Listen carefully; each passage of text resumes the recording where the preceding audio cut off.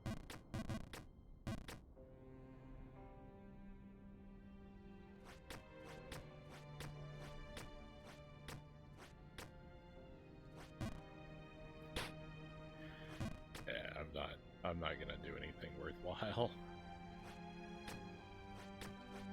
I can't even make the easy jumps.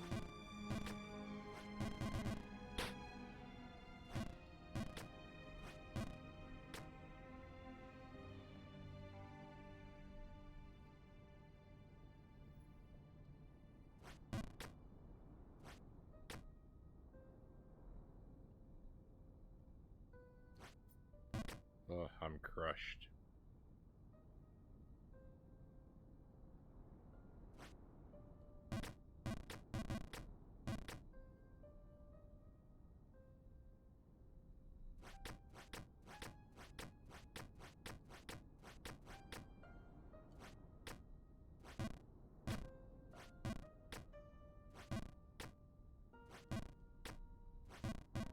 It's only getting worse from here, Zergling. It's only getting worse. Pretty soon we'll be back. Pretty soon we'll be back down in the snow. We don't have to worry about how much time we're spending here, because we'll be down there for the rest of the night if I fall down there. I won't be able to make it out, I'm sure.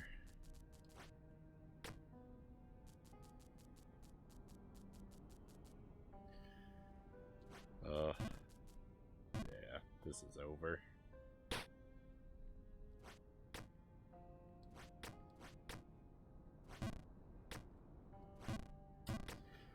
At best, it's gonna be all wind for the rest of the night.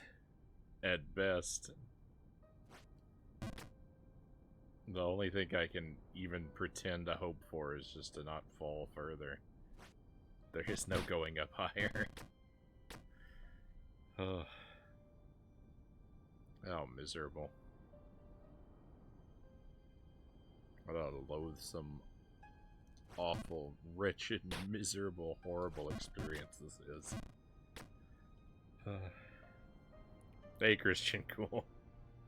Thank you for the lurk. You've, I really appreciate you, but, boy, bad things are happening here.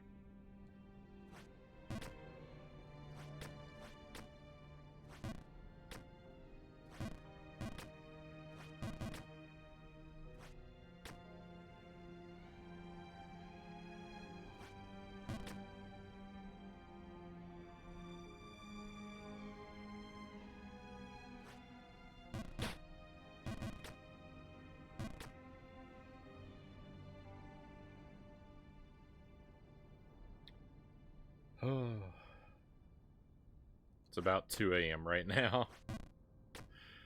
Boy, I can't wait for like 4 or 5 a.m. so that I can just quit.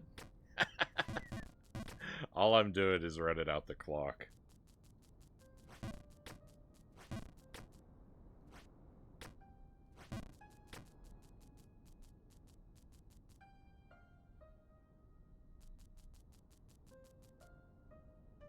Jump or fall.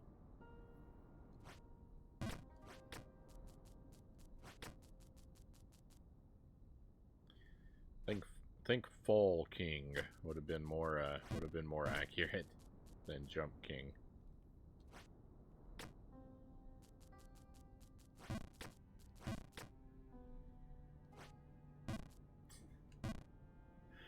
I've done that like 8 times in a row now. That one jump there, I can't pass it.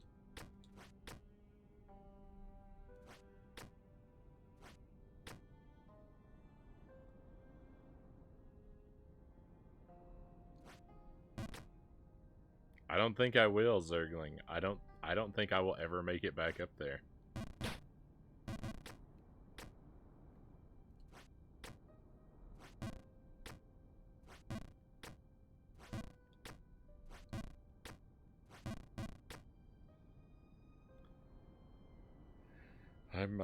I'm defeated. I'm empty.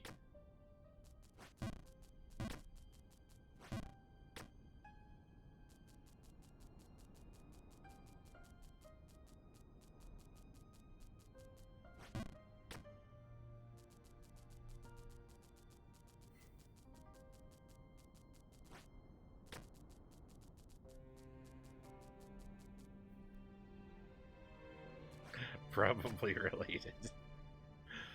Uh...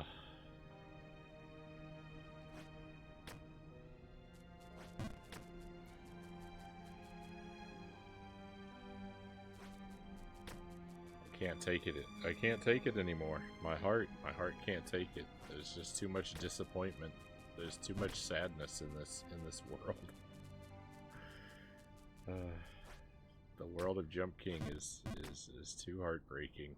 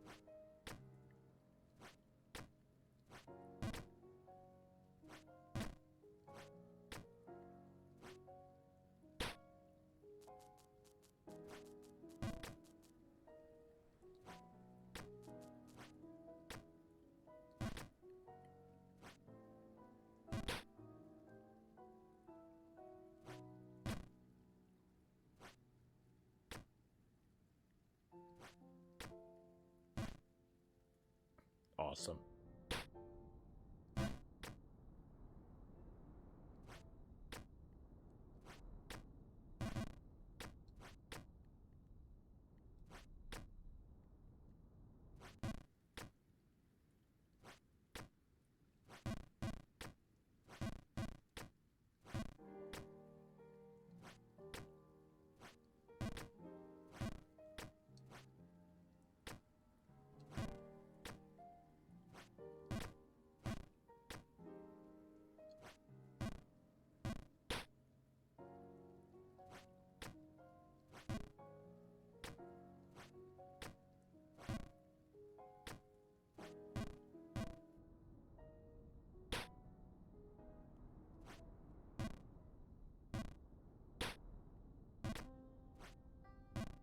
Alright, how far down can we go?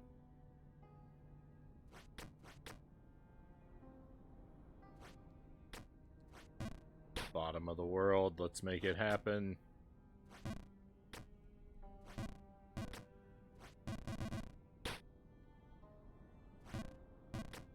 I want to see some ice and snow on this screen.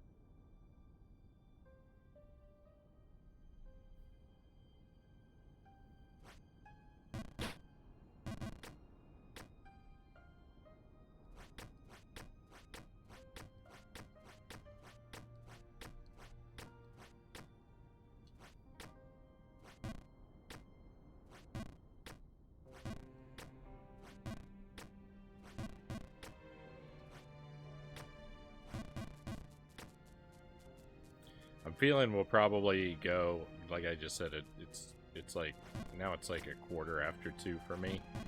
We'll go until 4, unless if I make it through the pink area, we'll go till 5. But if I don't, we'll probably cut off at 4. So, an hour and 3/4 left. I'm counting them down.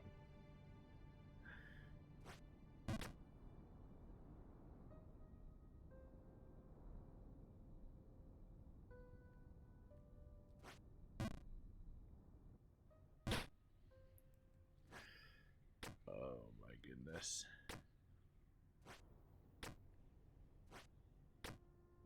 Hey, we have a raid coming in. Very nice. Welcome in, raiders.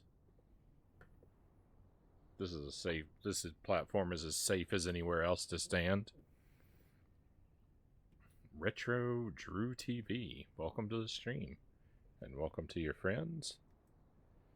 Please tell us, what were you up to tonight? What were you playing, and how did it treat you? We're in a rough spot. We're playing Jump King. There's nothing good happening over here tonight, unfortunately. We were having fun earlier. We were playing Splatterhouse. Splatterhouse 2 in particular, a game that I'm really enthusiastic about. But after having a lot of fun and a lot of success in that game, I'm now torturing myself. uh, Pally, welcome in. There's a name I recognize. Thank you for coming along with the raid. Thank you for the wheel, Pally. We'll spin that in just a moment. Wrapped up Pikmin 1. Oh, I love Pikmin. So I've only played Pikmin 1 and 2. And I would say Pikmin 2 is probably objectively the better game, but I think I like Pikmin 1 more.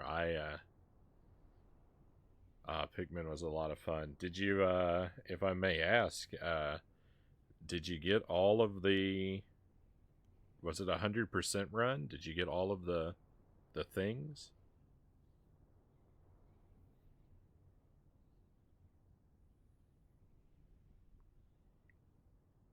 And was it a first playthrough or a revisit?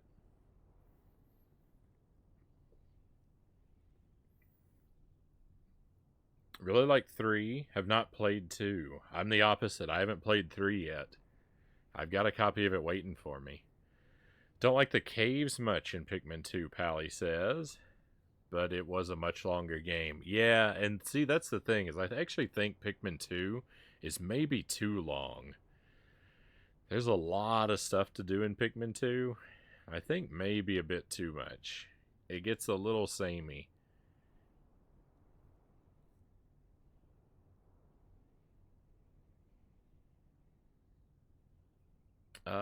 Pikmin 1. I also like that the yellow Pikmin can carry bombs. Oh, they couldn't do that in 2? I didn't remember.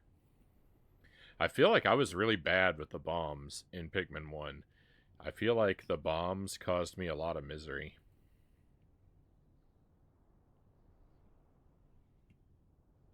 I need to take a moment. The link in the shout out there, my friends. Why don't you take a moment while we're just standing here and click through and check out Drew's channel, if I may call you Drew. That's I'm actually doing that myself right now. Let's see what's going on over here. Oh, I see some more Nintendo titles. I'm a big Nintendo fan.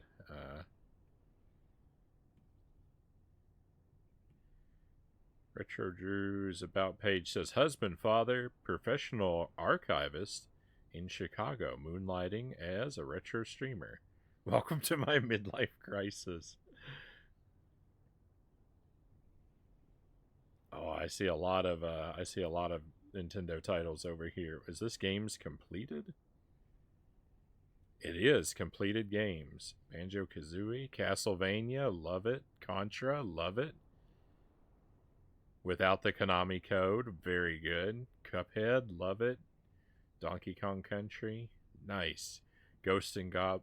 Oh, you did 2 loops in Ghost and Goblins Resurrection, nice. I've only done 1 loop yet myself. The original Ghost and Goblins, great. A lot of Zelda titles, a lot of Mega Man titles. Wow. Metroid titles. Sonic, Star Fox. Super Ghouls and Ghosts. That's my favorite video game. Very well done. 2 loops. I love it. Yoshi's Island. I love. Fantastic. Wario Land. Nice. You've played a lot of titles I haven't gotten around to yet also. Alright, I'm giving you a follow, my friend. Hopefully I'll be able to check out your stream sometime if our schedules don't clash too much. I really like a lot of the games that you have going on over there. You got a lot of my favorites on that completed list. All right, back into the actual chat here. Let me see. You did get all the parts. Very nice. Not a first playthrough. Beat it once like 10 years ago. I've only played through it once. We played it on the stream, and I got all the parts on my first playthrough on the stream, but only just barely. And the only reason I was able to do it was because the because because it let me replay the last day. If the last day ends, you can still replay the last day, and if it didn't let you do that, I wouldn't have been able to. I wouldn't have gotten them all. So my victory maybe deserves an asterisk by it. I mean, I didn't do anything. I don't feel like I did anything wrong, but I feel like the game had mercy on me when maybe I really didn't expect it to. Huge Mega Man fan. Oh, wait. Let's see. Not an archivist anymore. Gotta update that. Got promoted out of it. Well, congratulations on the promotion. Pally says, I agree. Too long. Pikmin 2 is too long. Tried to 100% it, but got too frustrating. I 100%ed the main game. The challenge mode, I completed all the challenges in the challenge mode, but I didn't do them all perfect. It gives you a different... Like, it checks off all the ones you did, and it checks them off differently if you do each of the challenges without losing any Pikmin. But I wasn't gonna grind. I wasn't gonna grind out those challenges for perfect runs. And Mega Man, I really like the 8-bit Mega Man games. I haven't played them all yet, but I like all the ones that I have played. Mega Man 5 on the NES is my wife's favorite video game. Don't forget Metroid 2. Streaming Fist, welcome in. Playing Jenga again. Yeah. It's just like Jenga because everything falls down all the time. Been on here a while, so I've gotten to a bunch of stuff, Drew says. Drew is cool. Love his TikTok vids, Pally says. I don't know a lot about TikTok. I think it still counts, Frownie. Well, thank you, Pally. All right, let's spin the wheel.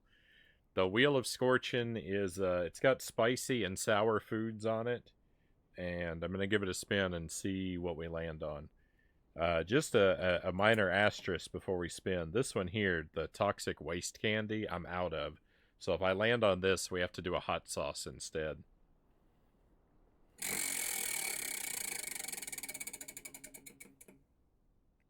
And we landed on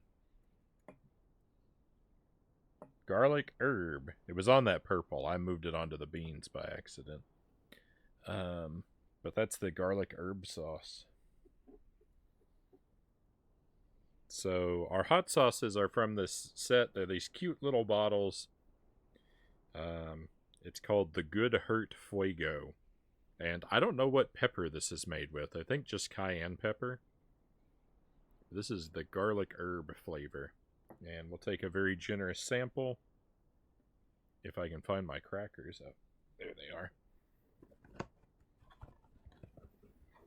Yeah, I bought a set of hot sauces. I bought this set of hot sauces, and there's like 20 bottles. They're all these cute little bottles. And so far, we're on the milder end of the collection. All the sauces on the wheel are pretty mild right now. But there's some that say they're made with like ghost pepper and Carolina Reaper, so some of them are going to get pretty hot, I think. But right now they're not bad. They got a little kick, but they're survivable. The hottest things on here right now is we have a beef jerky made with Carolina Reaper pepper, and we have pistachios that are powdered with scorpion pepper dust. They're stuck to the bottom of my jar. Those are the hottest things I've got on the wheel right now.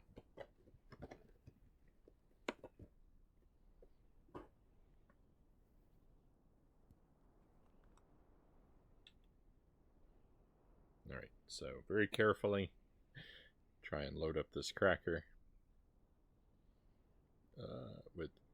Try to get it completely full without spilling anything.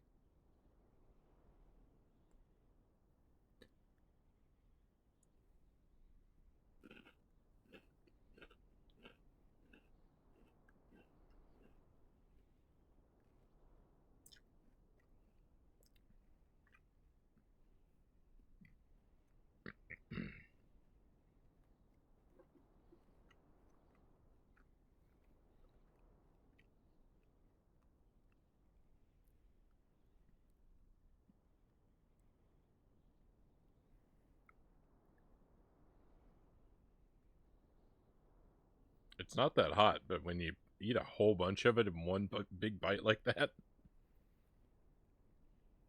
I think the quantity makes up for the sort of low heat. That was mighty generous. Thank you for the hydrate. But yeah, it's definitely a tolerable heat level.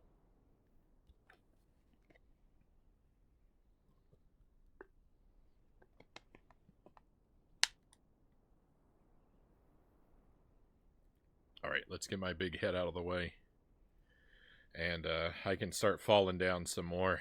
So my spirits have been really low tonight, friends. This game, I've been playing this game for almost 60 hours, and there's no hope of an ending in sight. Jump King is a horrific nightmare. I do not recommend it.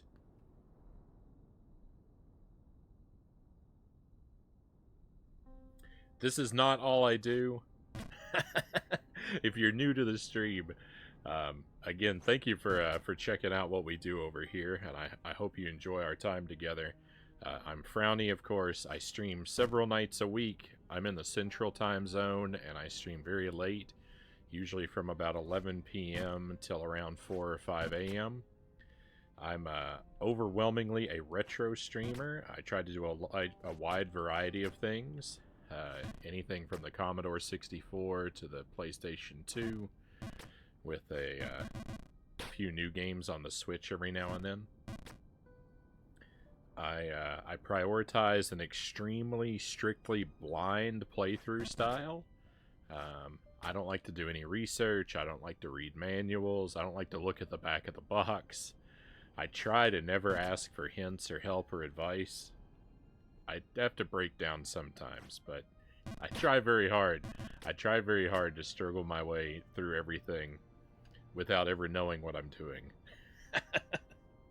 So sometimes I'll play through games. I might not fully understand the controls or the basic mechanics, but it allows for unique approaches to obstacles sometimes, and it makes for some pretty glorious victories on the rare occasions when I do find my way through something. I like oh goodness. I like platforming games and adventure type games, but I will play a wide range of stuff. The more like sort of brutally challenging things like Contra and Castlevania and Ghosts and Goblins are among my favorite types of stuff to do.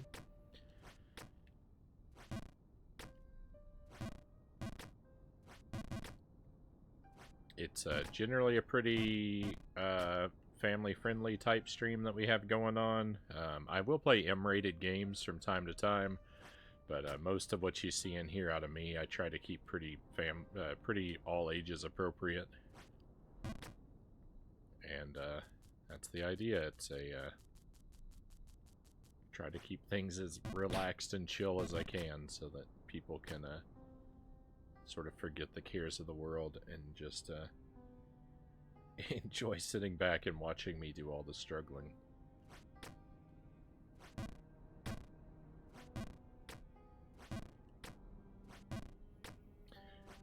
Me with Dark Souls, Pally says. Dark Souls is an adventure that pretty much lives up to its reputation. It's not I mean, it does have a pretty wild reputation for difficulty, and it's not the hardest game in the universe, but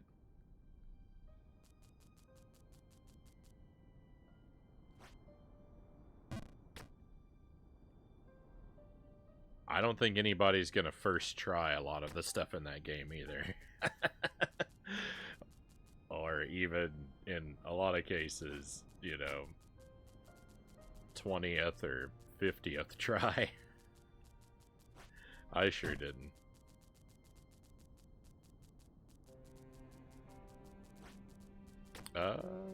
I did not. That's actually that was actually a pretty stubborn point of pride for me. Dark Souls is not a game that I broke on. I made it to credits all on my own Steam with that one.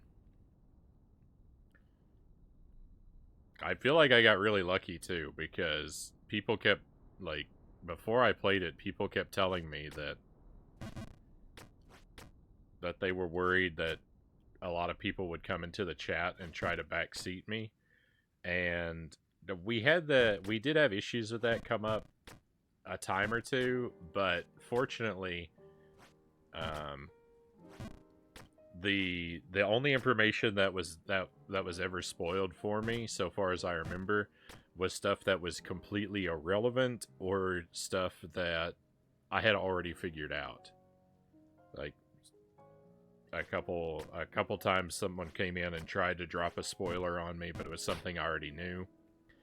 And there was one time where someone was telling me some sort of like background stats to one of the bosses in the game, and they were numbers that they might as well have been speaking a language that I don't, because I didn't understand what they were saying.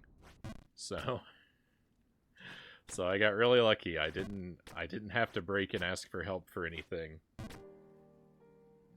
I did get stuck. I did get stuck for extremely long periods of time, though, in Dark Souls. To say that I didn't have to ask anyone for anything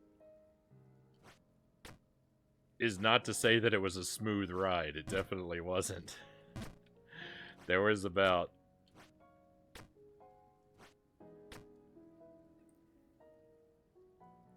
I don't know how far you are along, Pally, so, like... Did you finish Dark Souls?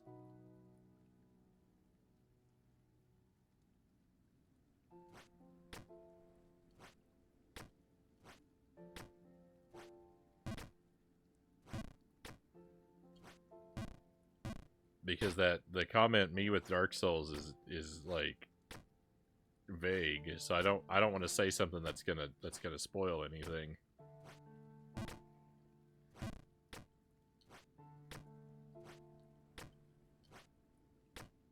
But I don't remember if you finished it or where you were. I haven't. I'm at Anor Londo. Just made it to a second bonfire in Anor Londo.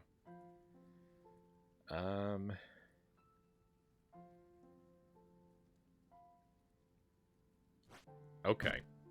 So when I got to well,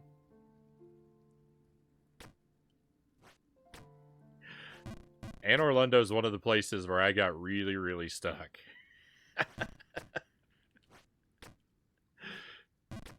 I also played with the community hints turned off. It took a while. At first, I had them turned on. I couldn't figure out for a while how to turn them off.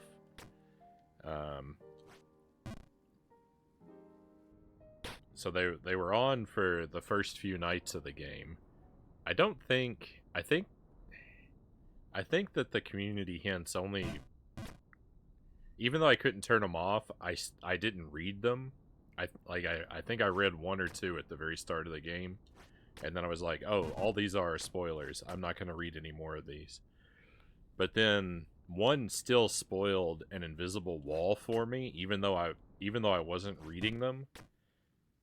I got in an area where there were like 1,000 on the ground next to a wall, and so it's like, well, obviously there's a secret there. So that was what made me decide I needed to figure out how to turn them off.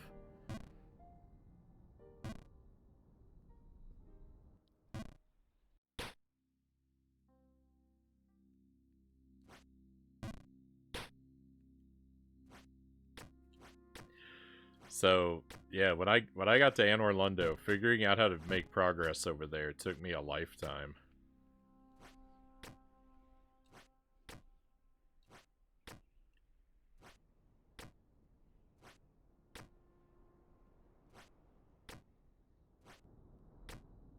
There were two other things. I got really stuck with, but I think they're further beyond where you are, so I shouldn't talk about them.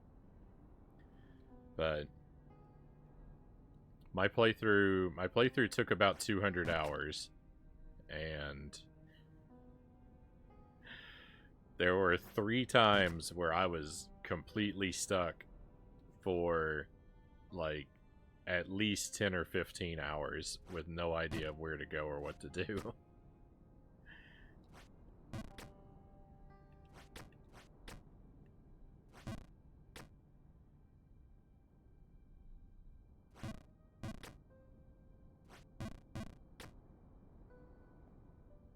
I'm not seeing the end of the tunnel soon.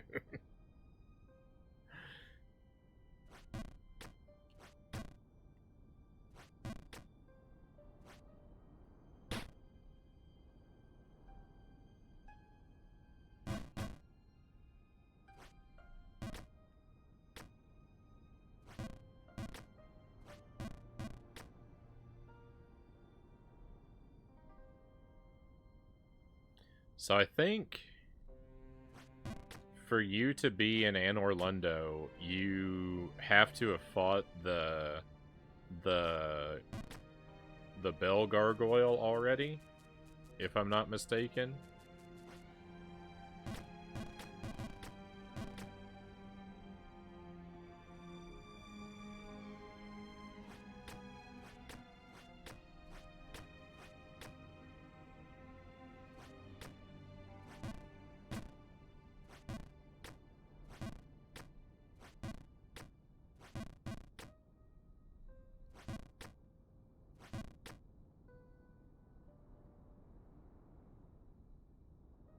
It took me several tries.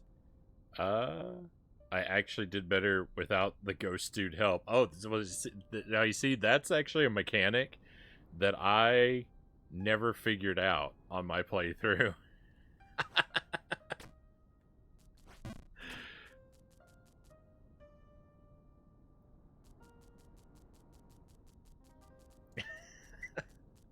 I never had help from a single other character at any point. I never figured out how to get anyone to help me. I don't even think it ever occurred to me it was a possibility. um with the gargoyles, I fought so the gargoyle was, I found the gargoyle, and then if I remember correctly, I couldn't beat it right away, and so I went off and did other adventuring for a while, and eventually came back to it. But my strategy to take down the gargoyles was to fight them with the crossbow.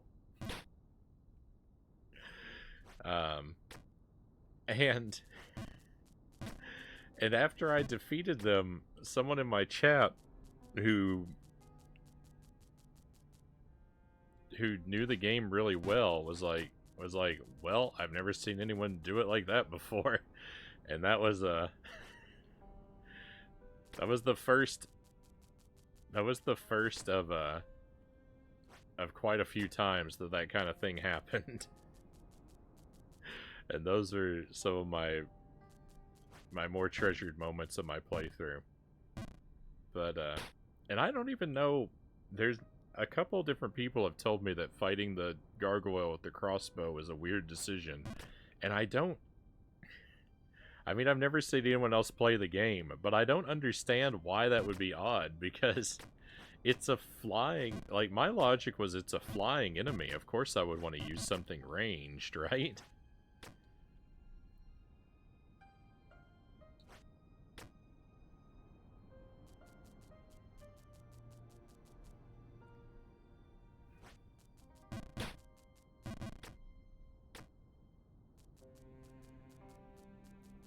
Imagine how much faster you could have gotten through some parts. The spider lady was tough without the NPC help. Yep, the spider lady was a real roadblock for me. I was stuck at her for a few nights.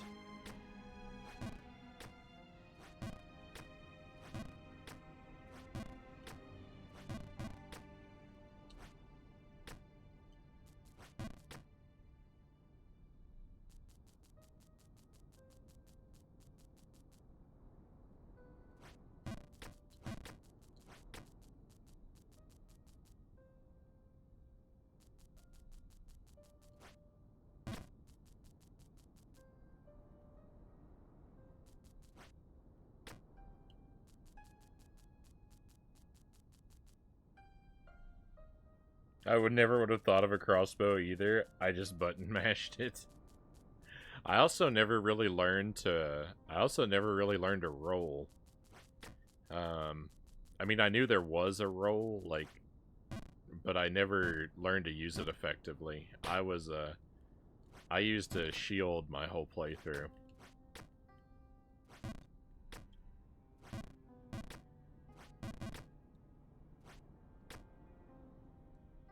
I spent my entire playthrough hiding behind a shield, and my main weapons were an axe, which I eventually replaced with a halberd, and a crossbow. I used the axe slash halberd and the crossbow to get through everything in the game. And I leaned heavily onto that crossbow.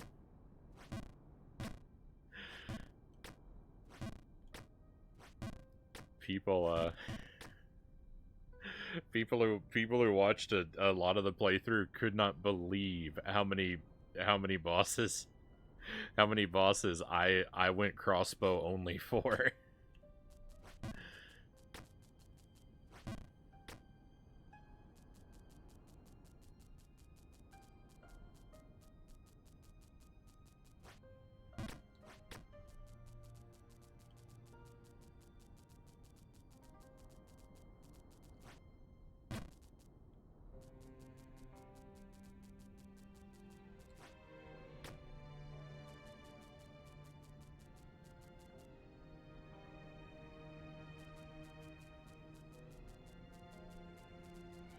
This game seems so frustrating. This game is a nightmare, Pally. This game has broken my spirit so many times.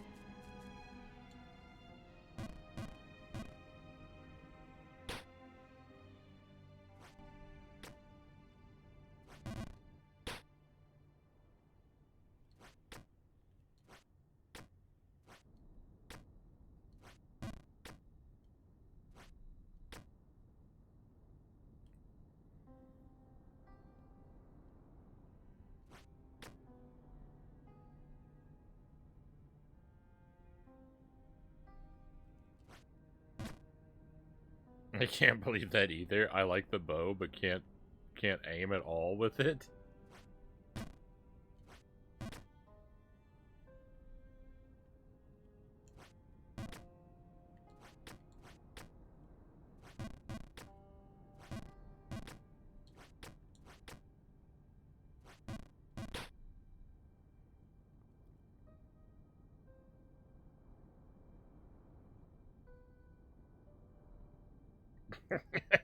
Welcome back, Luke Cage. My moment had come earlier. I happen to know my fabled giant octopus does make an appearance in Splatterhouse 2. That's one of my favorite parts, when the octopus comes back. I'm so happy that happens in that game.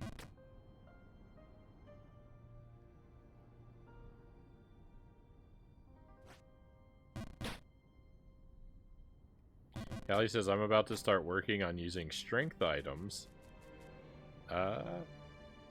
Dex is starting to not work for me much.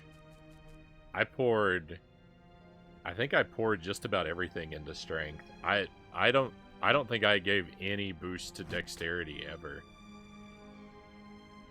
I poured all my levels into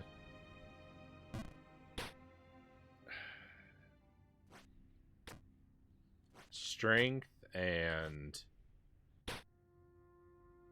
I don't remember exactly what they're called. Strength and endurance. And health or life or something. I put a couple of them into resistance early on, but abandoned that one after a while.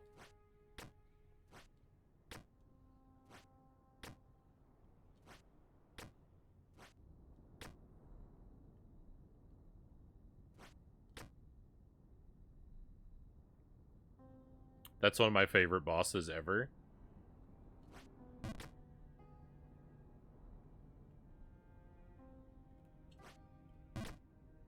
It's a pretty good one. When I got to it the first time, I don't I don't remember if you were here for that part of the stream, but when I got to it the very first time, it took me forever to figure out that you're supposed to throw the projectiles back at it. I thought it was just endurance, that I was just supposed to dodge the projectiles until the boat got to the shore. So I blundered that one for quite a while.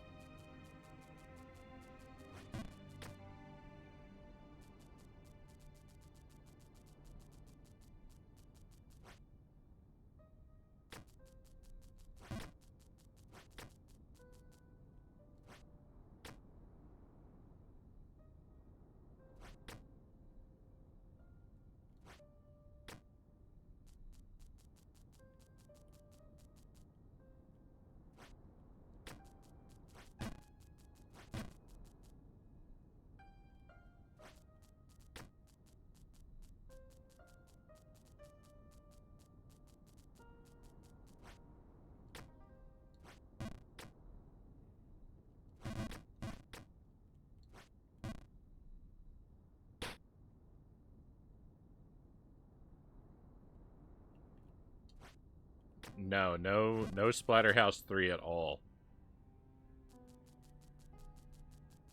Splatterhouse 3 is going to be a while. I'm not going to... I don't have a good way to play it at all yet. Like I don't have a copy of it on any console. So my hands are tied on that one a little bit.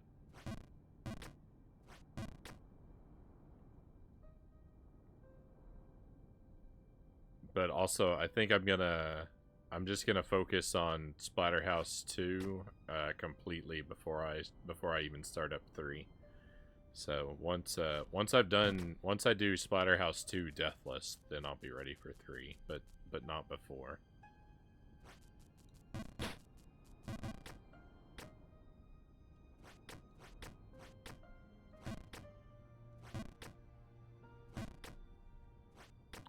We're probably gonna do Splatterhouse 3 on the PlayStation 3 is probably the way that I'm going to play it. I think I'll pick up a copy of the remake because I know it has the older games as a bonus feature on it, and that'll probably be the way we do Splatterhouse 3. Unless I end up getting a Genesis flash cart before then, but I don't know what will come first.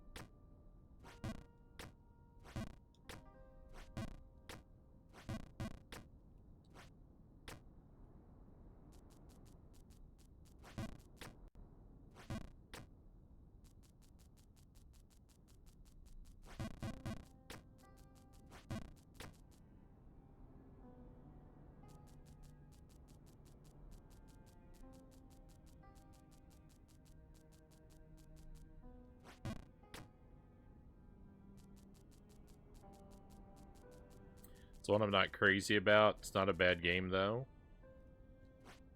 It's one of a handful of games that legit scare me.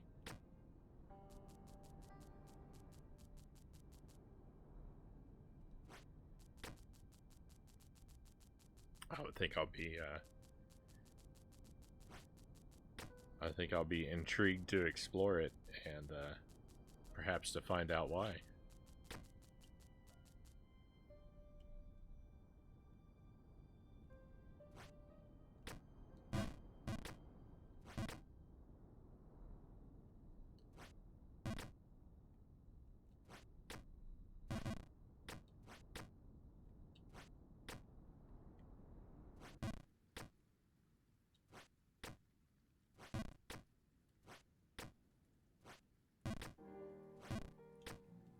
In addition to Jump King, again for I mentioned like an hour ago how this is not the only thing we do on the stream. In addition to Jump King, our current projects are I'm working my way through Spyro on PlayStation 1, and Donkey Kong Country 3 on the Super Nintendo. I'm also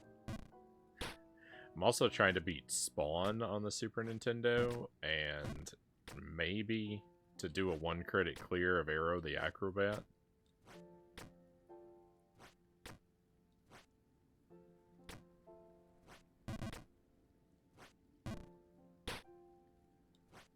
We're gonna try to beat Splatterhouse 2 on the Sega Genesis. We're gonna try to do a deathless run of that game as our next big challenge. We're gonna do a lot of Christmas stuff for the holiday coming up, and then I don't know. In January we do a trash video games marathon every year for the month of Jankuary. So there's going to be a lot of very low quality stuff on the stream here in the near future soon, which is some of my favorite kind of stuff. I feel like we've got schedule space opening up, though. When I list those games off, like, they don't really sound like... Because we're almost done with Spyro.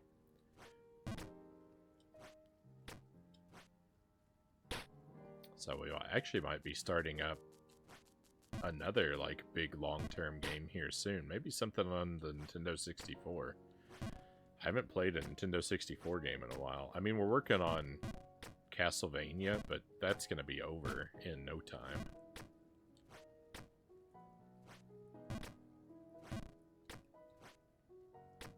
I've only got a couple more hours of that game left. It's a short game.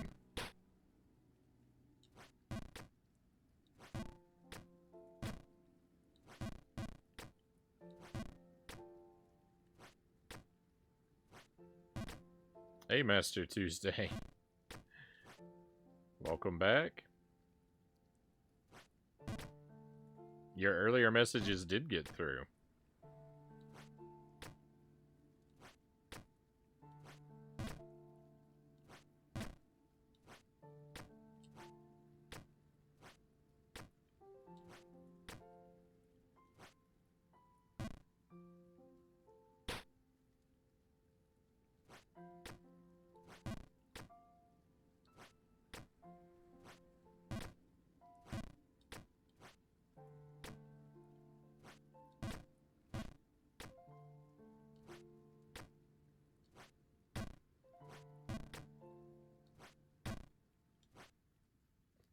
I don't know if you're in a position where you can chat, but you can't see or hear the stream. I was doing my best. I was doing my best to communicate with you before.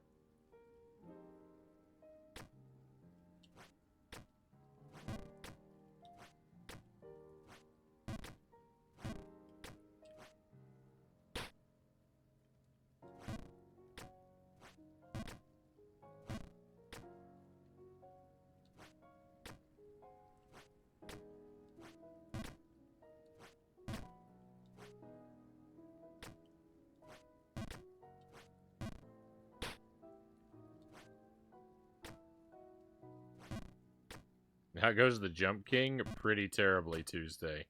I've been in low spirits.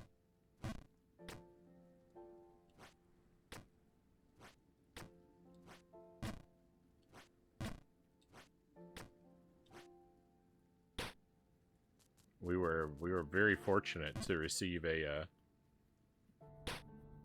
raid a little while ago from Retro Drew, and the conversation turned to Dark Souls, and that got my mind off of how bad things were in Jump King for a while. So I'm feeling a little bit better now.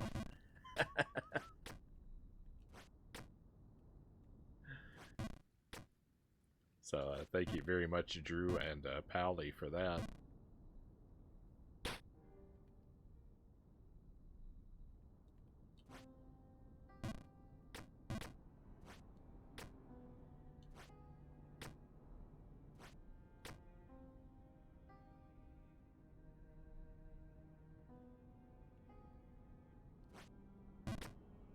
It's definitely Friday, in my opinion, today and tomorrow.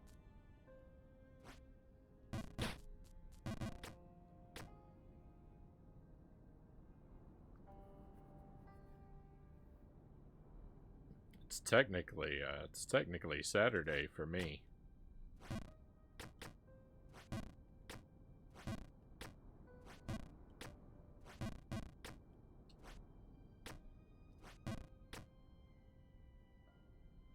But it won't feel like Saturday until I fall asleep and wake up again.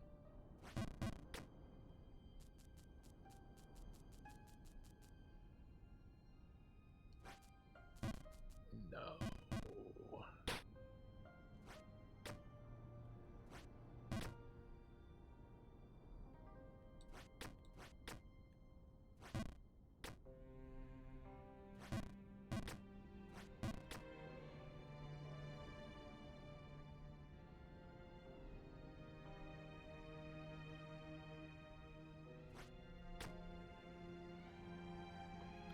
I've been stuck in this same area of the game for like 40 hours at this point.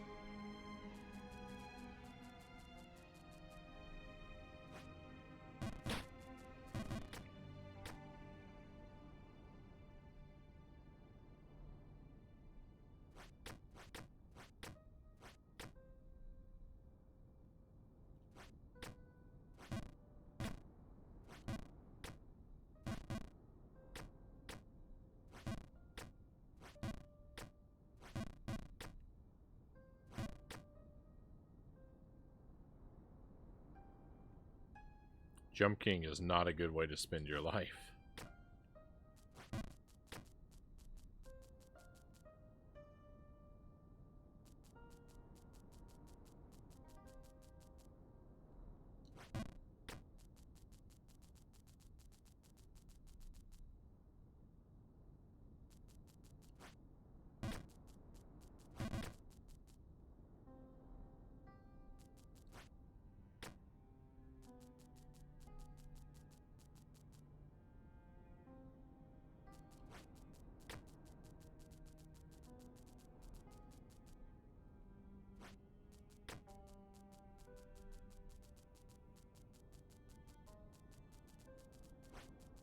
I know, I can't stop, Greg. It's the sunk cost fallacy. I put so much time and effort into this game. If I quit, it just all goes to waste. So I've gotta waste more time and effort on it. It's the only way to redeem my mistake.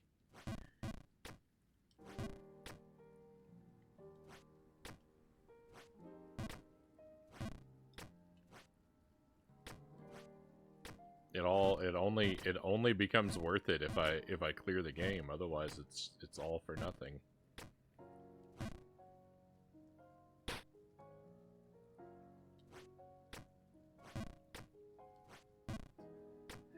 And I don't really think I'm ever gonna clear it. So I don't know why I keep even that the line of thought doesn't really justify it, because In my heart, I don't think I'm ever gonna I don't think I'm ever gonna finish this game. I mean, look at it. How could you?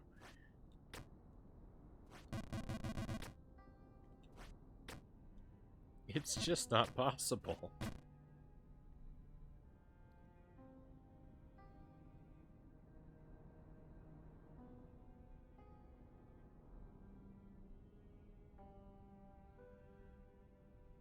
Sad quick story, Luke Cage says. Have a great mechanic. Fixes my truck as a side job from home when I need it. And calling him about an issue.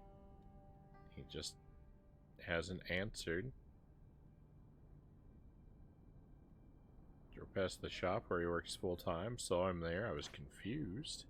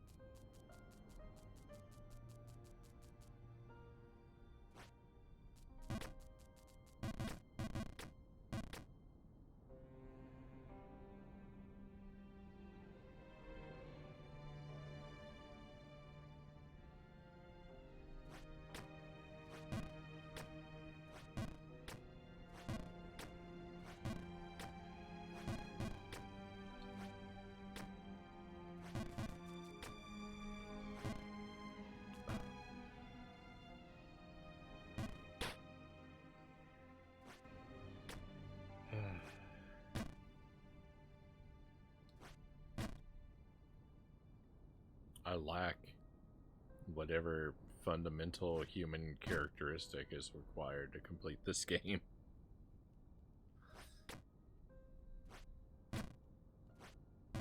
Persistence is not enough for beating this game. The only tool I have in my toolbox at all is persistence, and it's not enough to beat this game. So I've got nothing I can throw at it.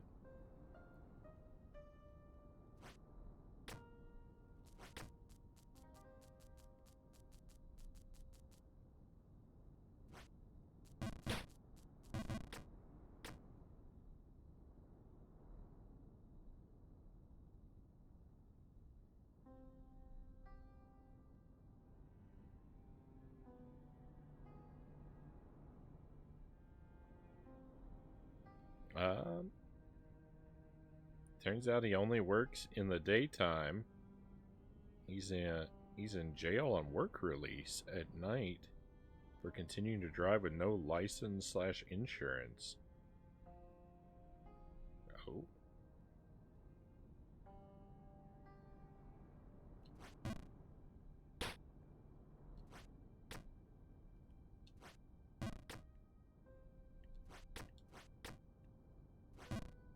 Well, that's certainly not great. I guess that explains it, though.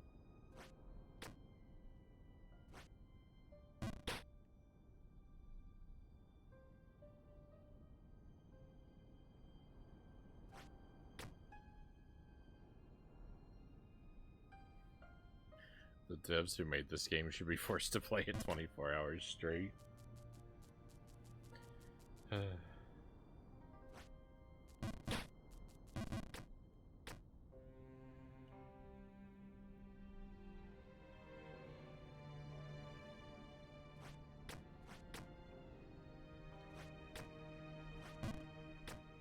24-hour Jump King stream. Let's go.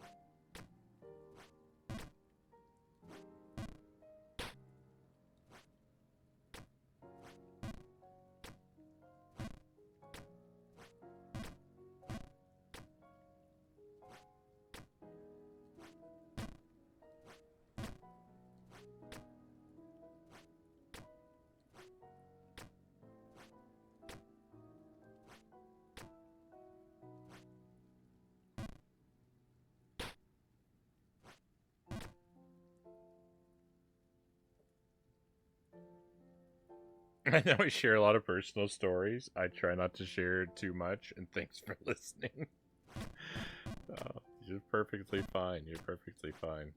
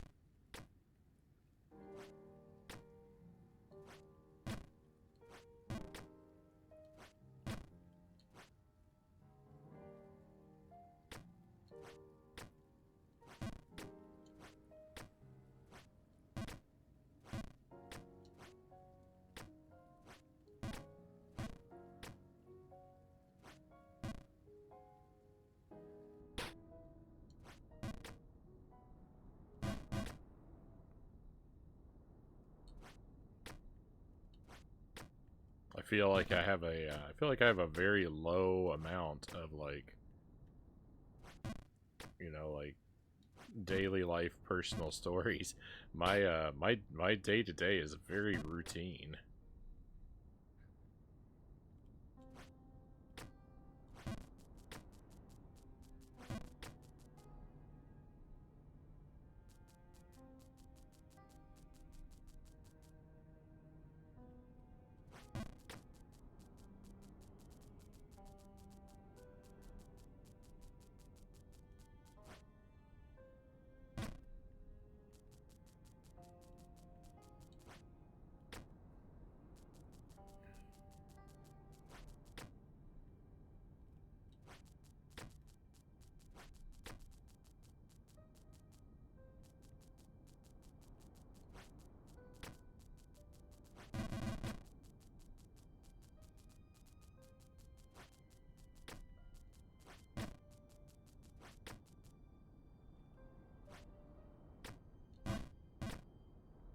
It's almost like a modern Qbert this.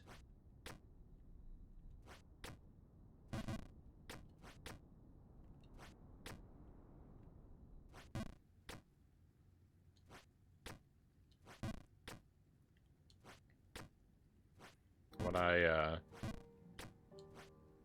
some Qbert is a Qbert is one of those classic games that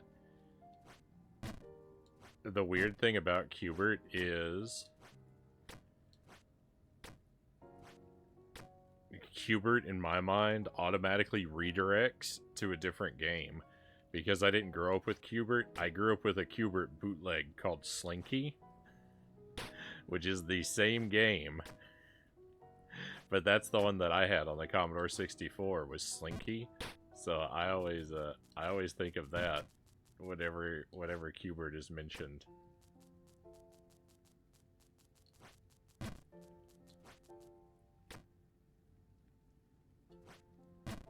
I've never been very good at it.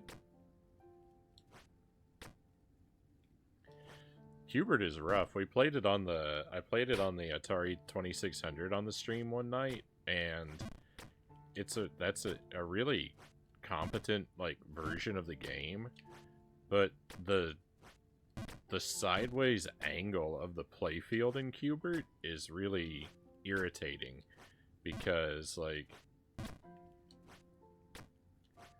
the joystick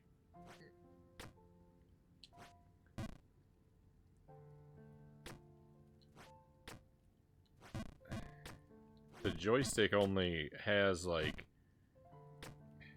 Qbert is you move the joystick in like the orthogonal directions, but Qbert only moves diagonally. So there's like a disconnect. Like I have to remember it's like, oh, when I move the joystick left is what makes Qbert jump up. I never liked that about it.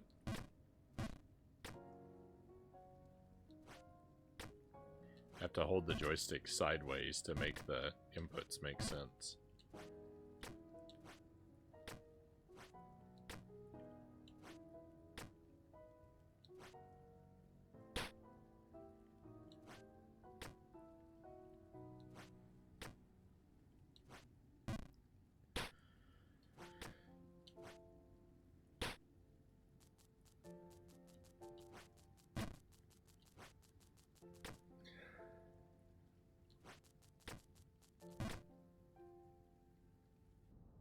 This just cannot be done.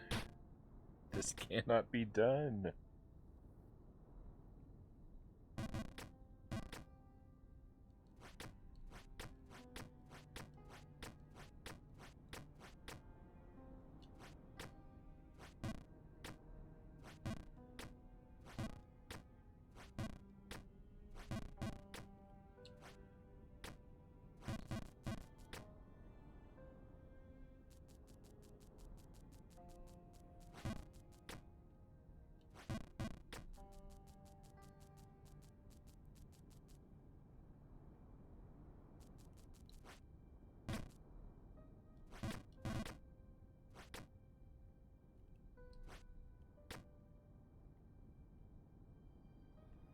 Jump King doesn't slide, by the way, so there's no way that I can jump into that gap and then bang my head on the ceiling when I try to jump out. Like, there's no way that can be possible, because I would have hit my head on the ceiling going in. But, you know, I would have hit my feet on the ceiling going in, so I shouldn't hit my head going out, but whatever. Jump King's gonna do what Jump King wants to do. It doesn't matter. It doesn't matter if it's impossible or not.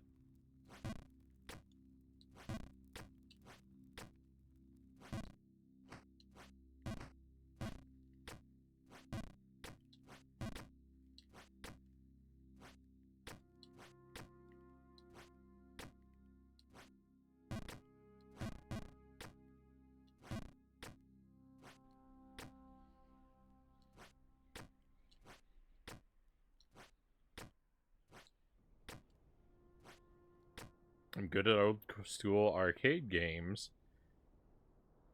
but I have better chance of success at sports games than even the first level of Qbert.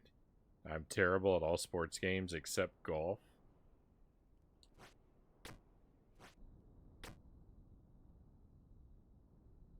I can make it a couple boards into Qbert, but just like, I think I could make it up to the third board, but that's it.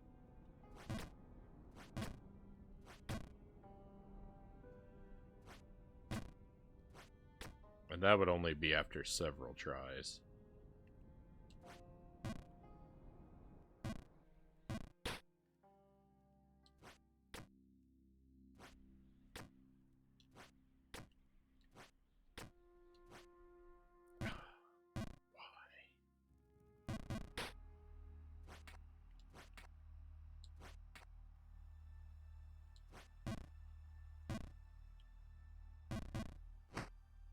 Oh, I should just rage quit right here. I should just end the stream and call it a night. It only gets worse. It never gets better.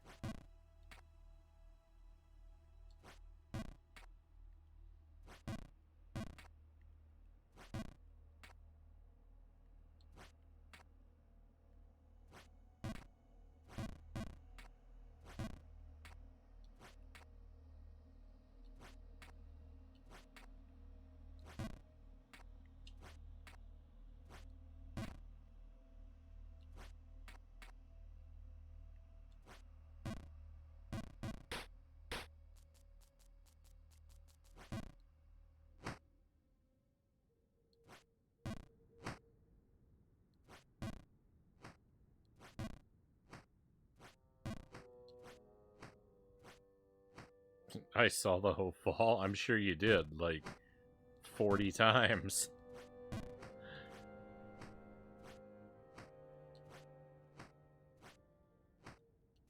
That fall, that exact same fall happened like, you know, at least 3 or 4 times every time I play this game.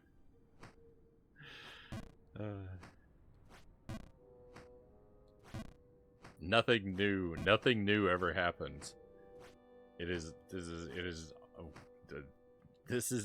game is a Groundhog Day.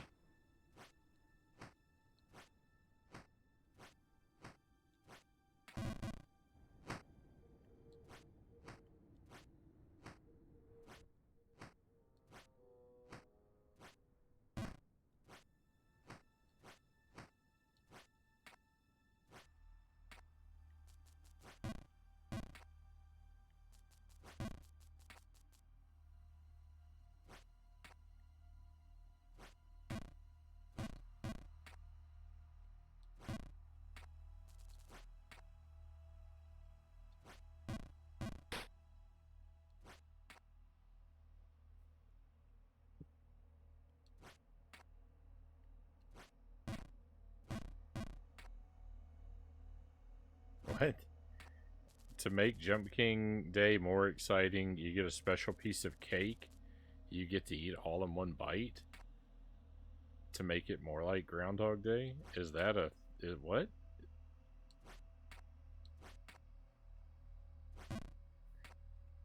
I don't understand what that means. Where does the cake come in? I'm up for cake, Tuesday says. I don't know. I don't know how many more Jump King days there are gonna be. I don't know how much longer I can keep doing nothing in this game.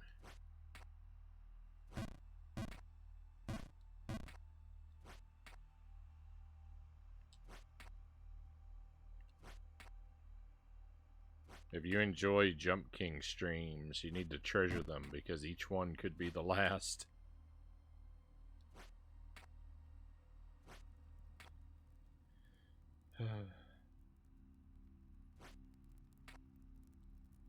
One day you'll beat this. I appreciate the vote of confidence, but I think this is one thing I just cannot do.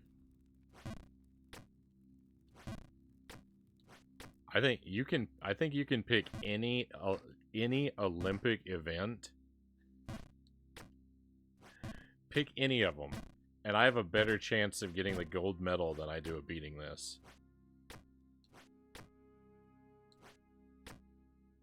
Without training.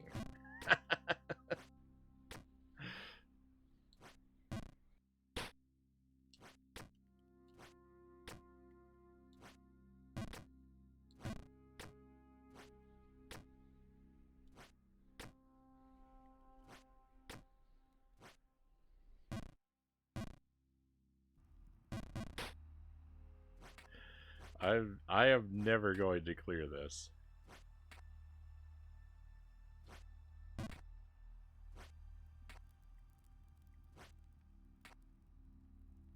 It is not possible. Oh.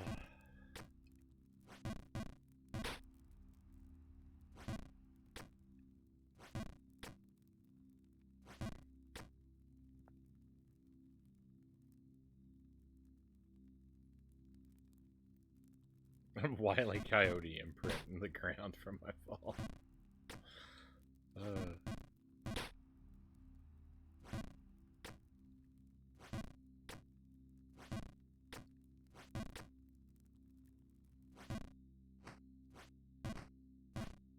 Did Wile E. Coyote ever catch the Roadrunner? I'm sure if he did, he just let him go, but...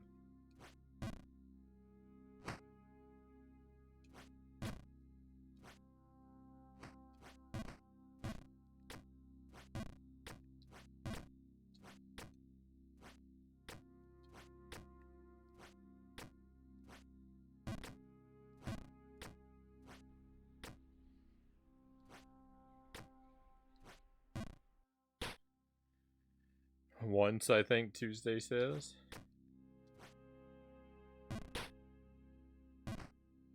Not for long. I always liked those. I always liked those cartoons when I was a kid.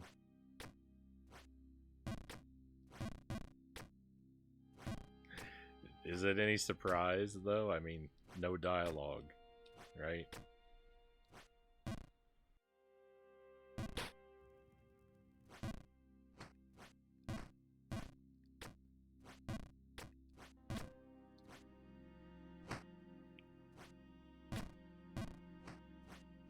Minimal story, maximum action.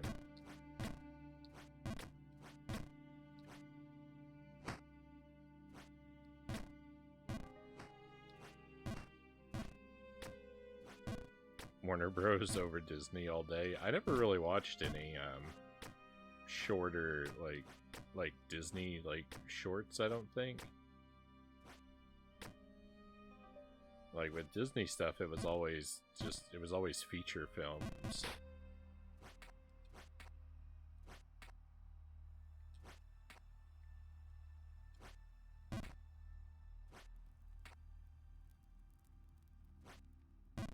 Yeah, like I'm sure I saw a handful of like, you know, like shorter Disney cartoons here or there, but they weren't a staple like Looney Tunes shorts were for me growing up. Except in video games for some reason. Oh yeah. Are there any? I really haven't played that many Warner Brothers video games, but yeah, I don't know if I can think of any that were particularly good. Well, I played a lot of Taz games. And a couple Bugs Bunny games.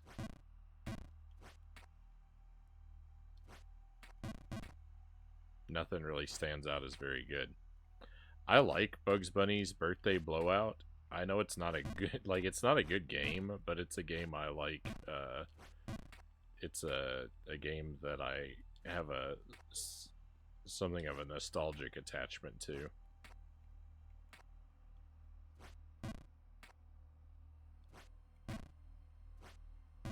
I don't think it's horrible. I think it's just kind of janky and bland. But it's not agony to play through.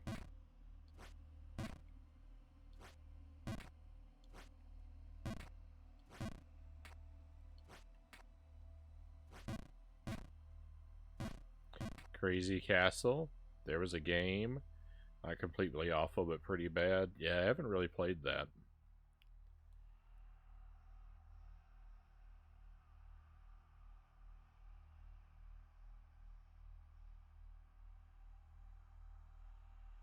Scene in the restaurant where the guy trapped in the same day, Bill Murray shoves an entire piece of cake in his mouth at once.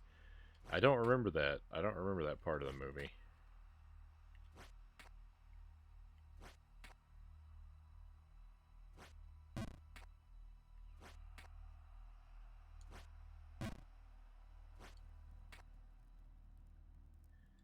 I like Crazy Castle on the NES. Unpopular game, but I still like it, Greg says. Yeah, I haven't, I think I tried a little bit of one of the Game Boy Crazy Castle games. But like just enough to like test the cartridge when I bought it. I didn't really like I've never really attempted a playthrough. Cause like I have an idea of what it's like, but not enough to make a judgment about what I think about it.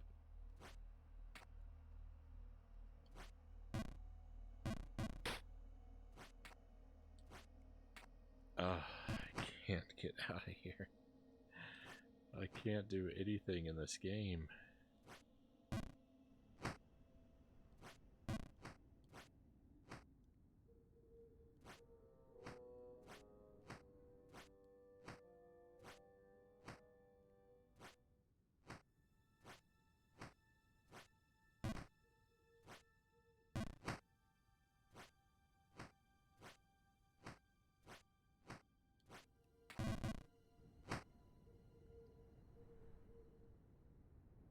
Tasmania 1 on Genesis is to me the best Warner Brothers game, and still it's just so-so.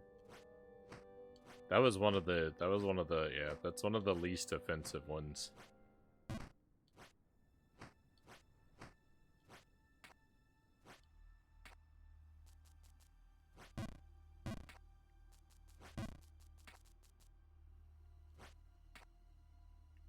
Taz 2 on the Genesis is very similar though to Taz 1. But it was the worst game of the two. But I mean,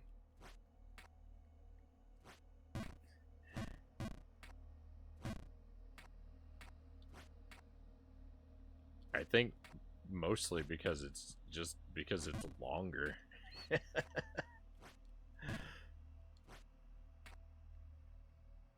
The Game Boy Taz games are pretty awful though. And especially the worst Taz game, if you want the bottom of the barrel experience, I would recommend Tasmanian Devil Munching Madness on the Game Boy Color.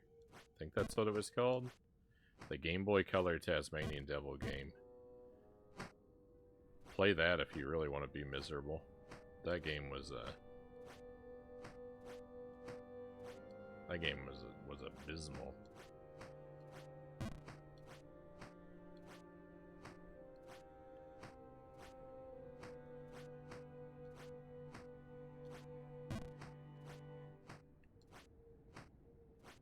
It has one cool aspect. There's one thing about that game that was really cool. And I'm gonna spoil it, so don't listen to me if that's a problem for you. But the one like really cool thing about Munching Madness is like it's one of those games with a big collectible in it, like, you know, like Mario collects stars or whatever. Each world in the game has a lot of little micro challenges that get you an arbitrary collectible. And for Taz, it's coins. And the one really cool thing is that if you get enough, you have to get enough coins to get the true ending. But which, you know, that's the way collectibles like that usually work. But the cool thing about the Taz game is that the true ending is a boss fight, and the coins that you collected become your projectile in the final boss fight. They're your ammo against the last boss. So, like, the collectibles had a purpose in the end. They weren't... you don't just collect them just so the game will pat you on the head, but you collect them because they become useful. And I hate that game, but I like that it did that.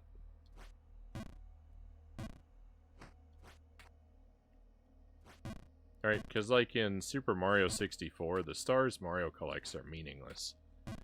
Mario didn't throw the stars at Bowser at the end or anything.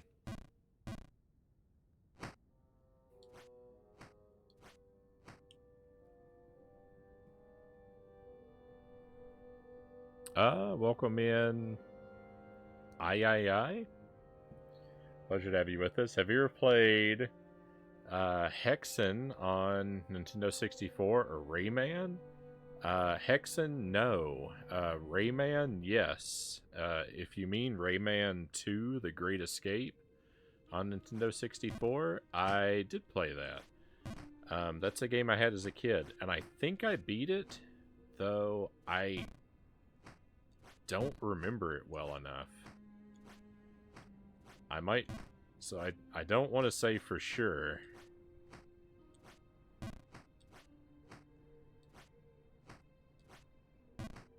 If I have though, it's a game I only played through once. So if I play it again, which we might do someday, we might play it on the stream at some point. I have a lot of Rayman games in my collection. It'll look like a first playthrough because All I remember is there's a big slide at the beginning of the game. I feel like it's a game I started a lot of times. I feel like it's a game I restarted a lot. So I think if I made it through, I only ever made it through once, though.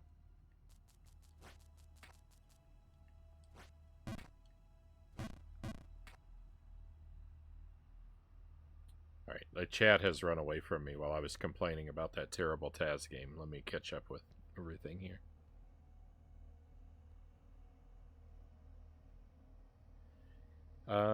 Crazy Castle isn't so bad for what it's supposed to be. I don't think I'm a puzzle game kind of guy, Zergling says. Fair enough.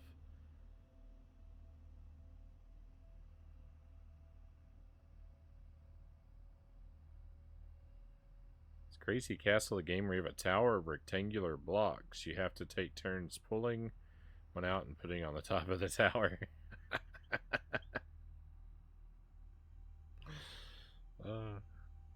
I thought that was Fall Guys Streaming Fist.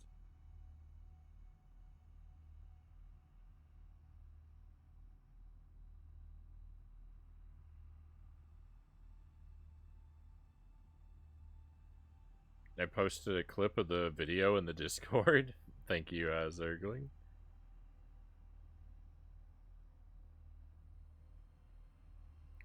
Luke Cage says, I can think of several Mickey Mouse games that were very good. Definitely Magical Quest on the Super Nintendo. I really like that game.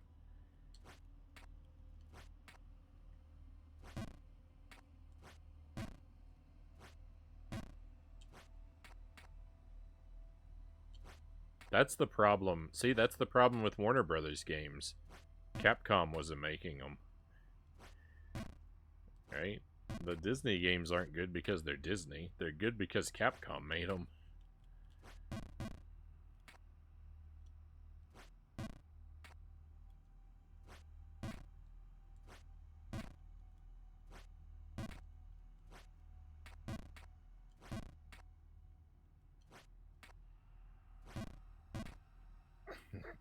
Everybody loves Rayman. Rayman 1 on the PlayStation. So that's a game I want to beat. That game is a nightmare.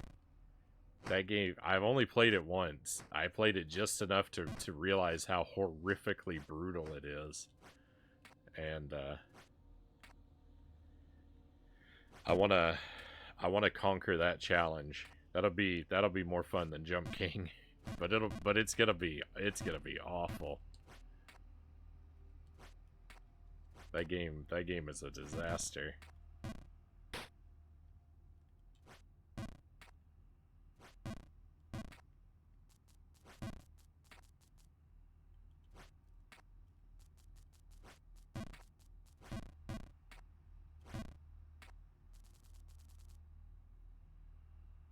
Oh yeah, yeah.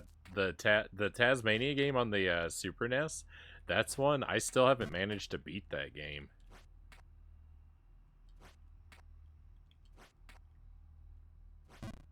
That's I think that's the only Tasmanian Devil game that we've played that I wasn't able to beat. I'll have to you know, I would like to say that I could go back to it and finish it someday, but I don't know. That game is also very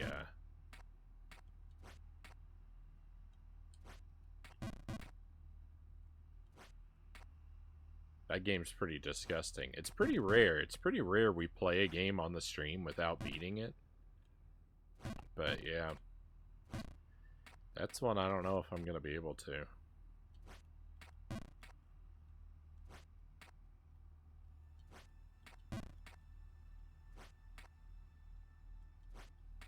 I do put games down for a long time sometimes, but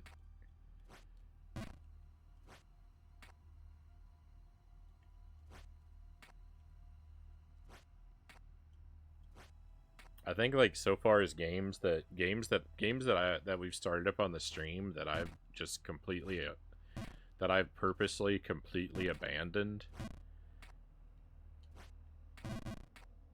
It's got to be less than 10.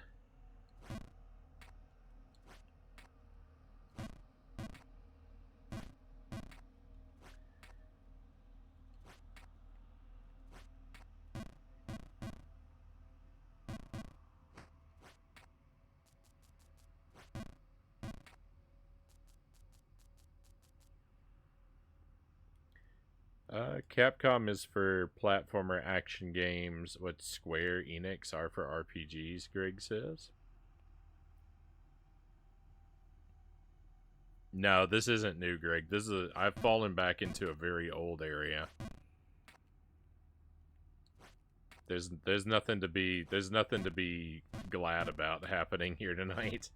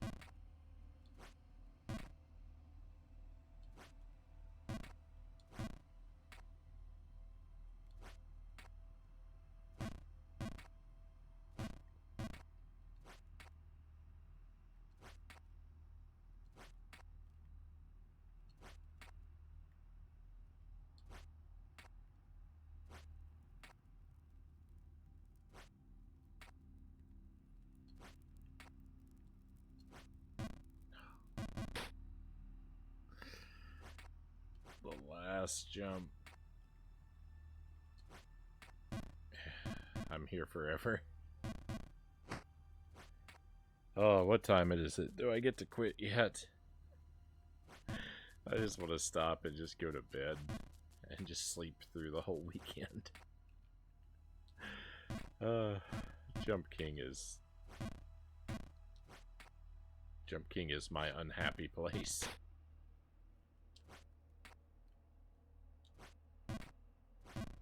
Hey, next, welcome in.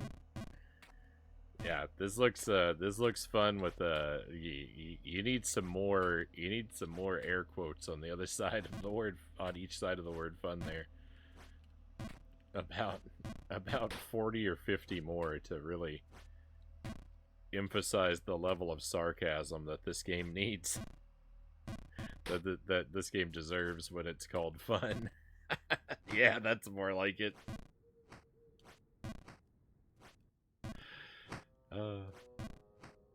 We need some weapons grade sarcasm for this game.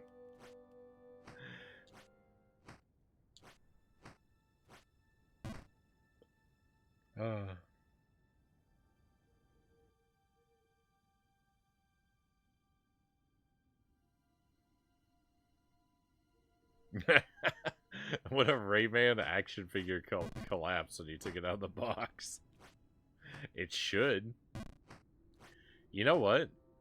You could probably make a Rayman action figure that didn't collapse and doesn't cheat. I bet you could put one together with magnets somehow. You could if you put little magnets in it, you could probably arrange them so that the pieces float in the right way. You'd probably have to be really careful to, like, not jostle it. Or you'd blow apart all across the room, but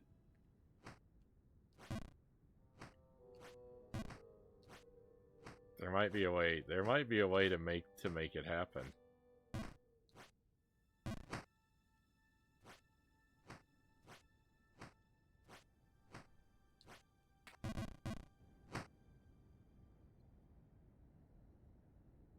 If this is on Switch, I might own it. It is. Yeah, this is we're playing this on the Switch.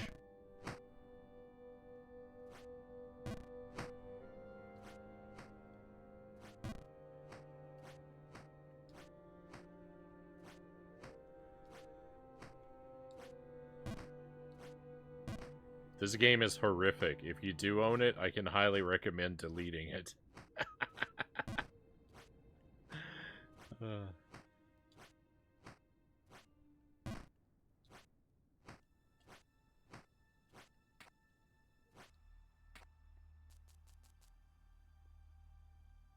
Frownie's having too much fun. Look at how big he's smiling.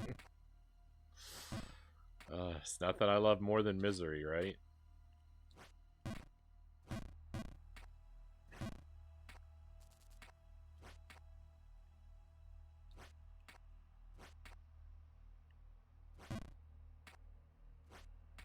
I got a few levels in Arrow, but it's really mean. I get what you meant now. Oh yeah, that game is disgusting. I can't believe that we finished it the other night. I really didn't think that was gonna happen.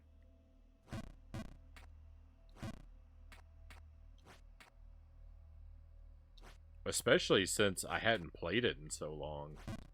Because like that was probably the 4th or 5th time we played Arrow on the stream. But it might have been more than a year since the last time I played it.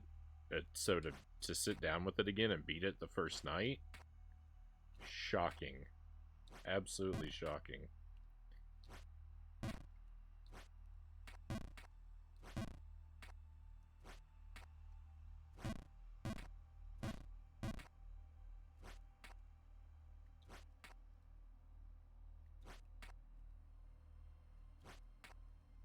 Misery loves company.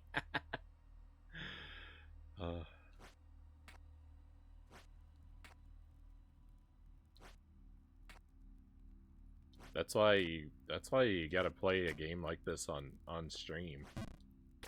Like I said before, like I probably wouldn't be able to, like if I hadn't started streaming, I wouldn't be able to stick with Jump King like I've been doing, because just playing this like all alone in my basement.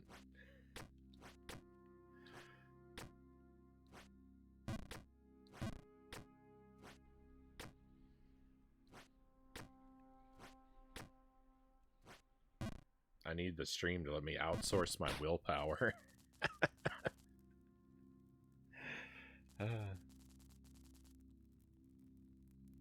It's not who cares if I ever get anywhere? It's about the fun journey. Oh, I'm glad. I'm glad to hear that perspective, because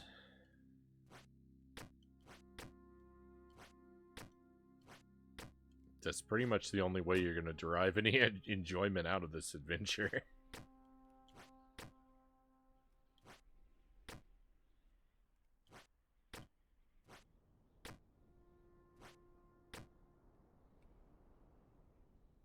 I really could not get through this one, Streaming Fist says. I don't, I mean, I can't. I would never blame anyone for putting this game down.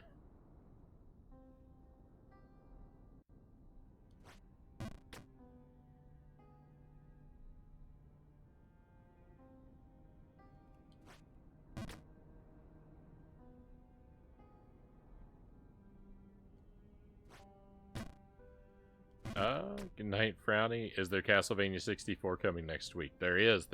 It's probably going to happen on Sunday. As long as I can stream on Sunday. I don't know what Sunday looks like for me yet, but if I can stream on Sunday, it's going to be Castlevania 64 in the early part of the stream. We'll probably do 2 things, because we'll probably finish it pretty quickly. That's when I would expect to see it. If it's not on Sunday, I'm not sure, but you'll be able to check the schedule. If I don't stream on Sunday, then it'd probably be Tuesday or Wednesday, but it'll be on the schedule.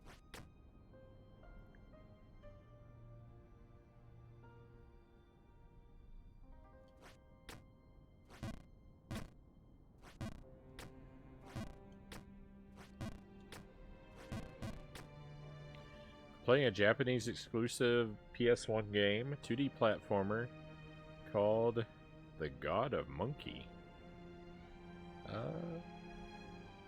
They withheld a ton of 2D stuff. Excuse me, sorry. From the Western Shores. Yeah, I've never heard of that one. I like my 2D platformers, though. I think this is exactly Frownie's kind of game.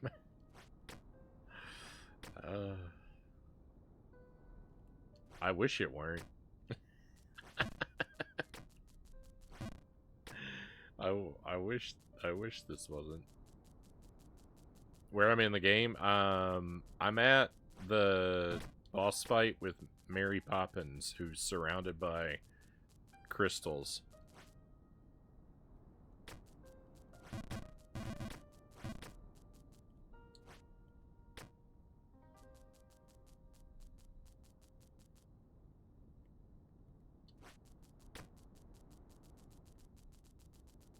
I can't remember her name. The vampire lady. I'm having a tough time with that boss fight too. I worked on it for at least an hour and wasn't making any progress, so I'm struggling.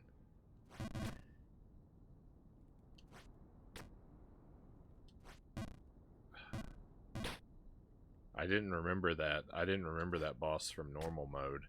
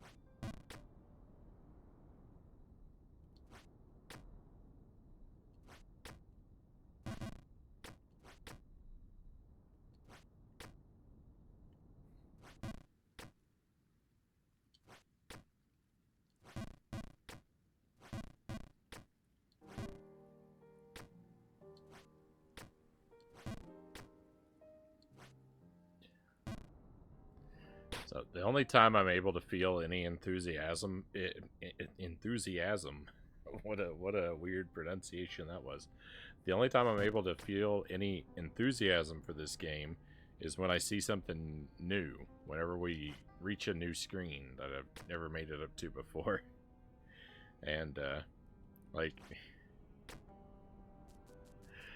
if you've only been watching for a short while, like my PB in this game, the highest point I've ever reached is so much higher than anything you've seen tonight. I've lost so much progress in this game, and I'm nowhere near reclaiming any of it at all.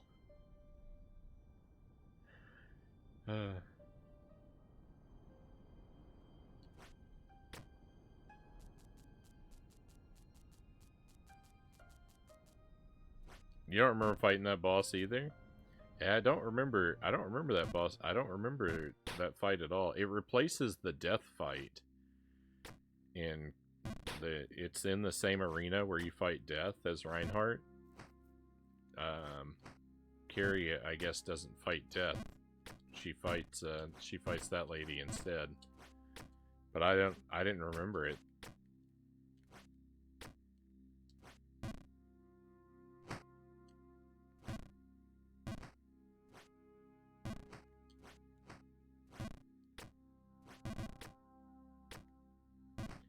It's really tough, though. I'm struggling with it.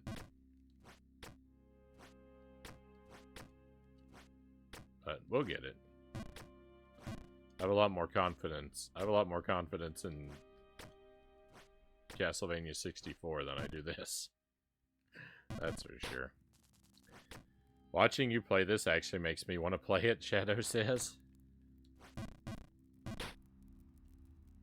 My condolences. I'm pretty sure, like, like I say that, you know, I don't recommend anyone else play this game. I'm pretty sure I'm just uniquely terrible at it, though. You know, so don't listen to me. You'll probably have it beat like 4 times before I have it beat once. So by all means, go ahead. I think it's just me. I think I'm the problem here. I'm just too garbage to beat this game. I think everyone else can do it.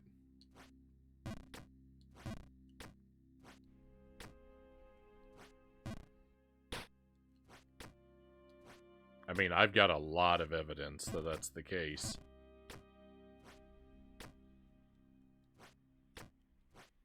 I've got about 60 hours of evidence for how trash I am at this game.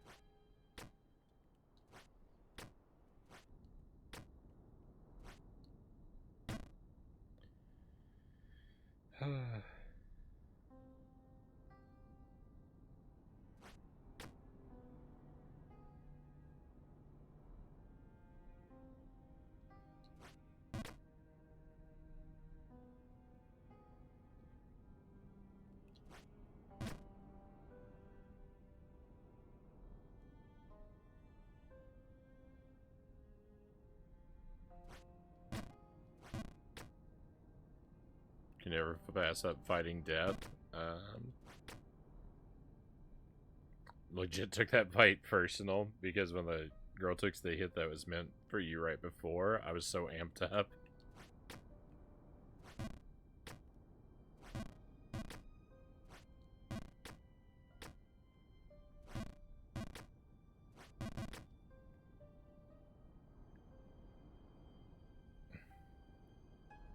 I'm special in the fact that I like torture game. I like torture for game, Shadow says.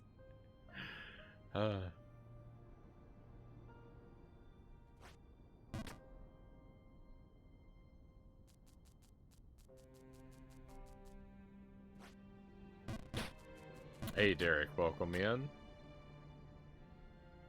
Hope you're having a good weekend.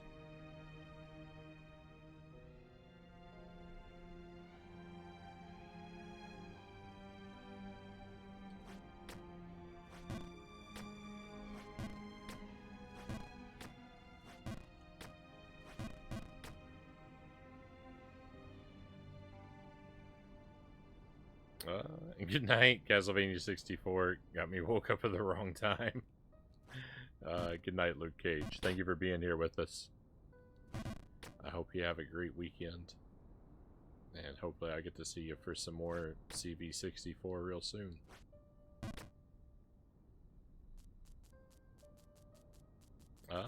Off tomorrow, which is nice, Derek says. Really get Saturday off. Right on.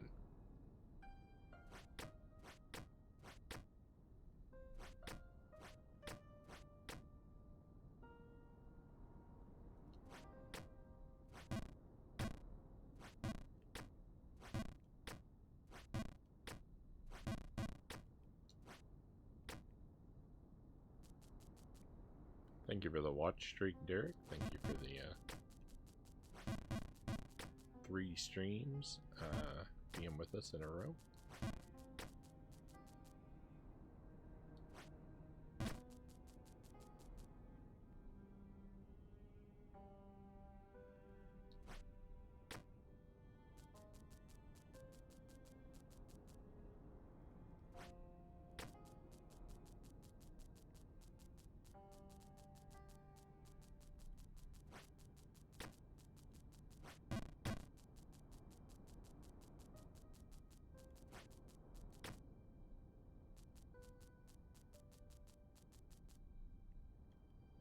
Splatterhouse went pretty well. We actually did 2 playthroughs of it.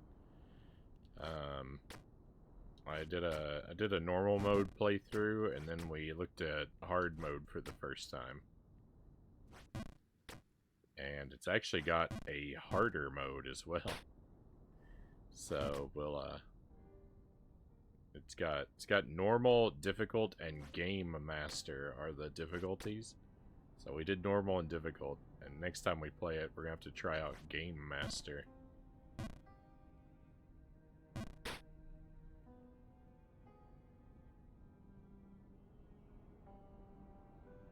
That'll probably be in a couple weeks though before I'm able to fit that one on the schedule again.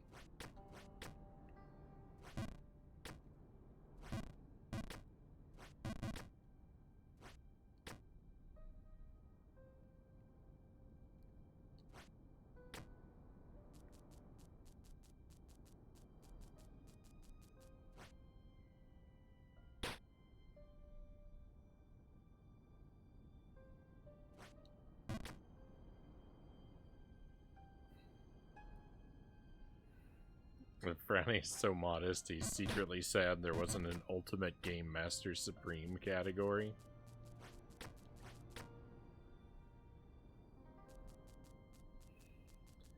Ugh. I don't even think, like, you know, after a couple minutes spent with this game, I don't really feel like I'm qualified to be called game novice, even.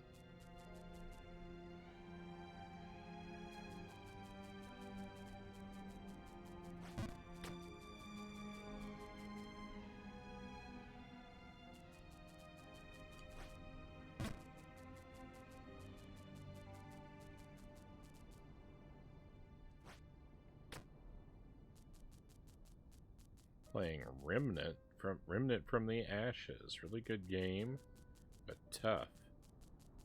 Was on a boss for a while, but I beat him. GG, Derek. I haven't heard of that game. All the time. All the time. I keep blundering that same jump in the same way. This is not meant to be.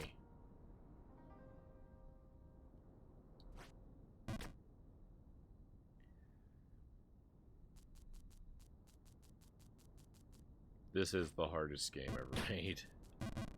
There is nothing worse than this.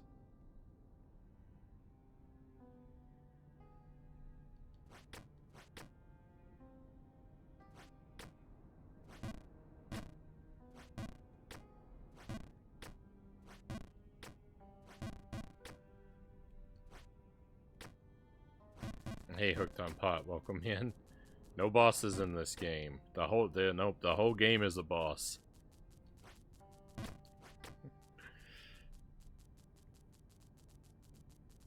It's just one endless boss.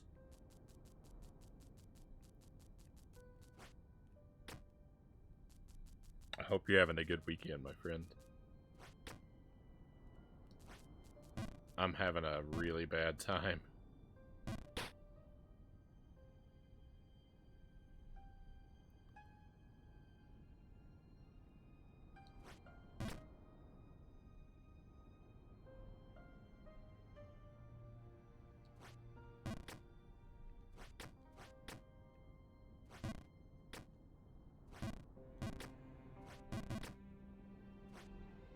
Hey Angelus, welcome in. Thank you for the raid. Oh, you beat Sweet Home.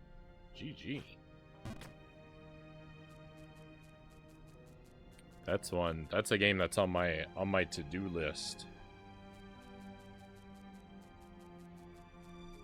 I'm probably not going to get around to it anytime soon, but I definitely want to try that one out. I've heard it's tough too, so extra congratulations.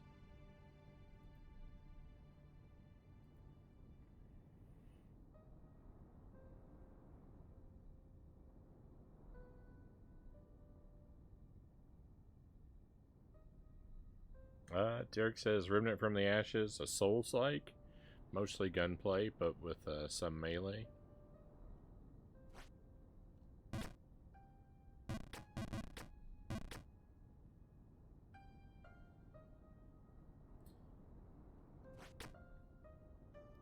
So we played a little bit of Splatterhouse earlier tonight. We had a lot of fun. We played Splatterhouse 2.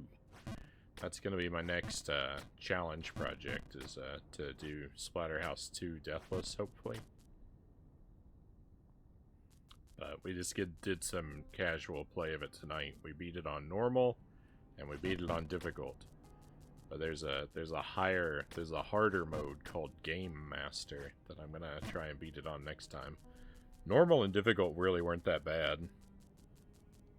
Normal was a little bit rougher because I haven't played the game in a while, so I was relearning a lot of stuff. But then when we played it on difficult, we made it through in about half the time. First playthrough took about an hour and a half. Second playthrough took about 50 minutes, so, you know, not quite half, but close-ish. If I'm remembering the clock correctly. Hey, thank you for the resub, Angelus. Very much appreciate the support.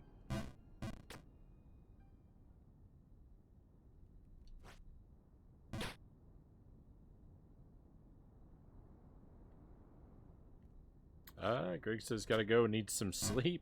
See you next stream, my friend. Hey, thank you, Greg. Appreciate your company. I hope you sleep well. Have a good weekend if I don't see you again.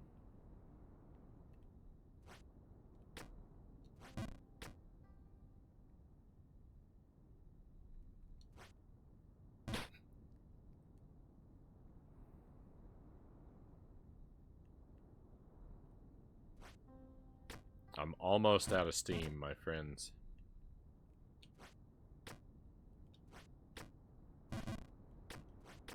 A couple people have kind of just come in. You might be here kind of at the end of the stream. I don't know how much longer I can keep going for. I'm really fading. I want to give that pink area up there at least one more decent shot, but even making it up there, I think, is just out of my grasp.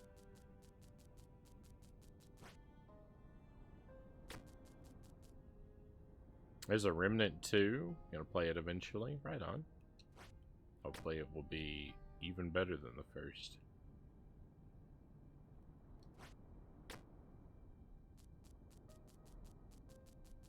This area is firmly ingrained in my memory. Yeah. I could,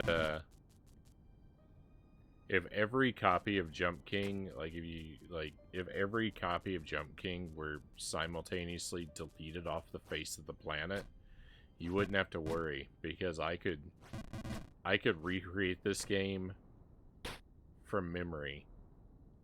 Pixel perfect. I've seen it so much. But you know, these same couple screens. What's after any of this, it would be lost, you know, for all time. But you wouldn't have to worry about the like handful of screens that I've seen, because I know them better than anything else in the universe.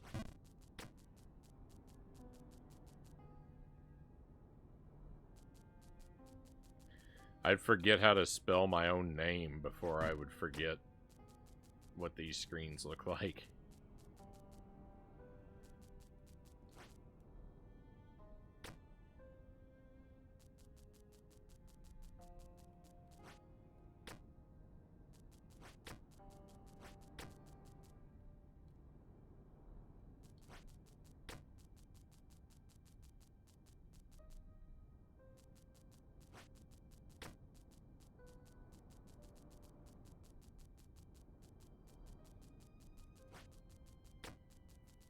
It's kind of funny that I pulled that as my example, because, like,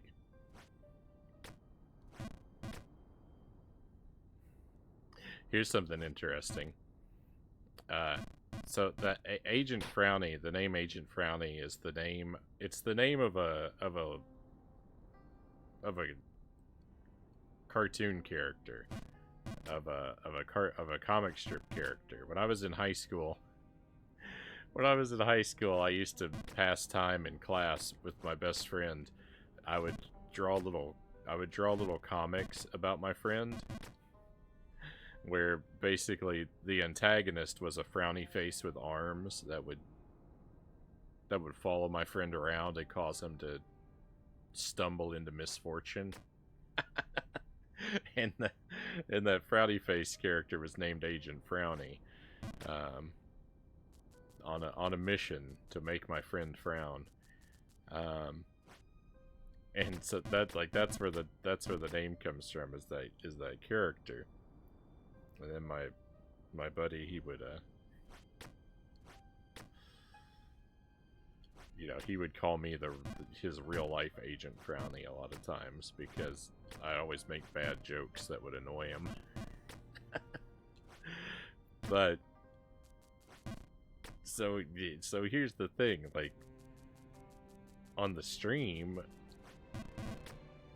Agent Frownie is spelled with an IE.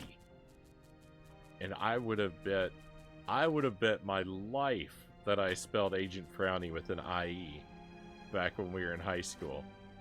But I looked at the old comics, and I had one of those, like, Berenstain Mandela effect moments. I can't believe it. In the comics that I have saved from high school, Agent Frownie is spelled with a Y. It looks so wrong to me.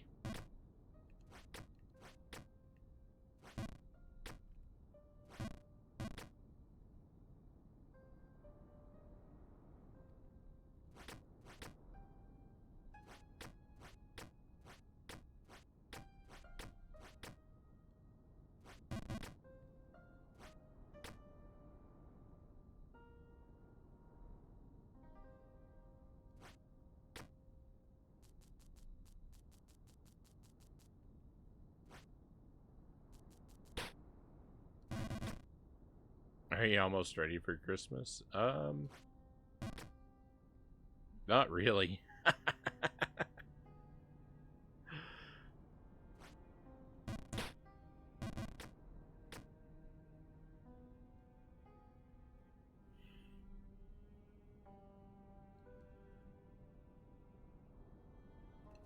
I should be further along in my Christmas preparations than I am.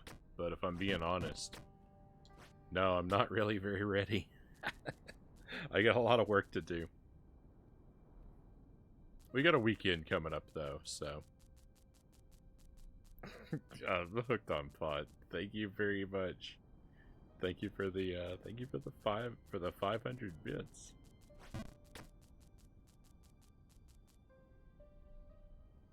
Very much appreciate that. Cool story, close enough to a boss.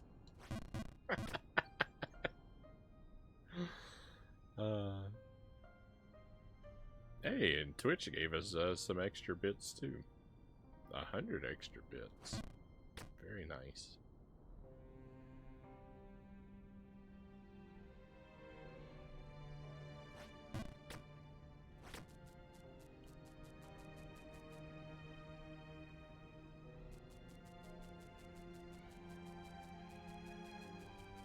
Yeah, Frownie with a Y. Nonsense.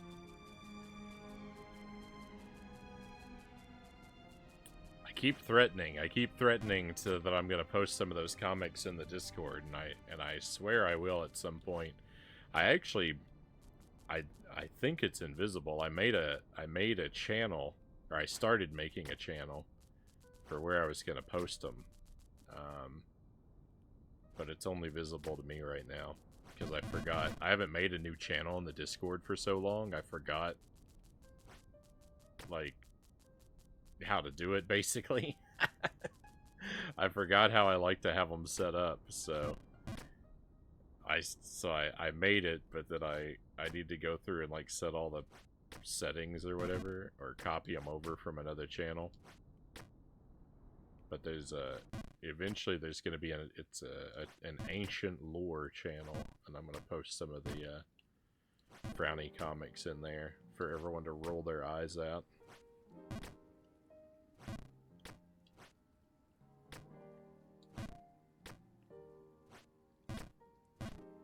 There's not a whole lot of them. There's like,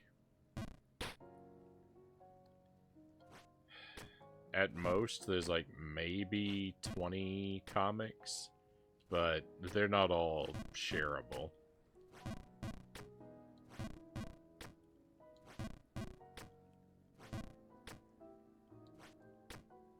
Because I drew them about my friend. Like, some of them only make sense if you know, like, stuff from our personal lives when we were in high school. Otherwise they're just incomprehensible. So, but a lot of them, well, you know, but you know, probably a quarter of them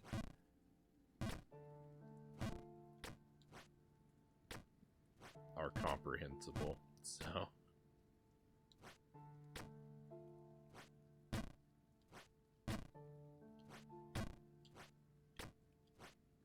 A lot of them are completely illegible. They're incomprehensible just because my handwriting is so awful. You can't tell what any of the characters are saying.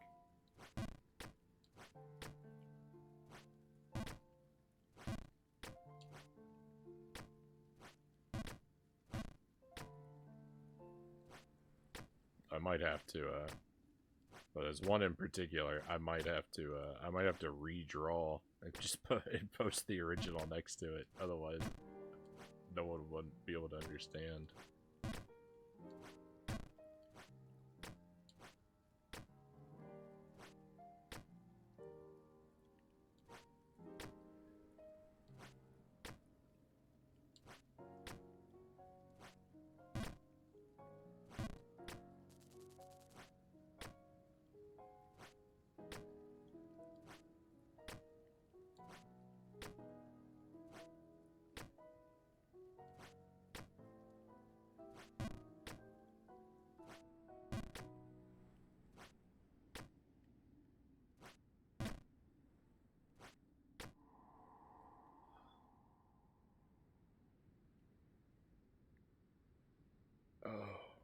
I just want to stop. I just want to sit here forever and never do anything ever again.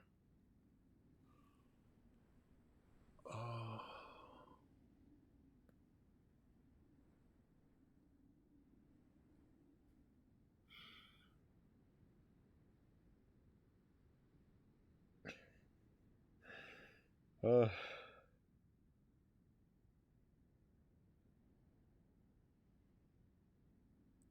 This is where I've been trying to get to for the last 3 nights that we played this.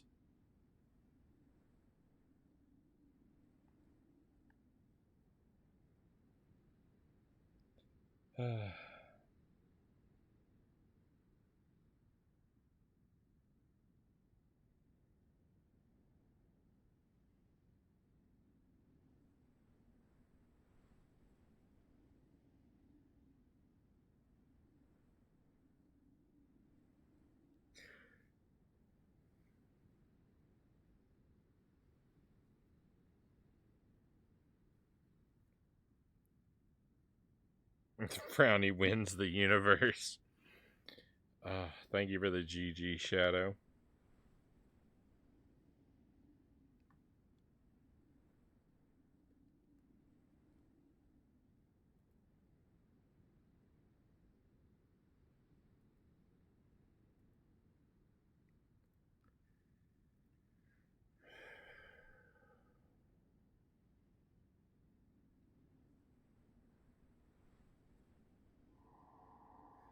So we're still not at my PB. We've been up here before. Like, this isn't unexciting. This is very exciting to be back up here. I know it's not gonna last, so the trick to this area is there's tons of invisible platforms, and some of the visible ones don't actually exist. Like that one there on the right. It's kind of a cool gimmick and a cool area.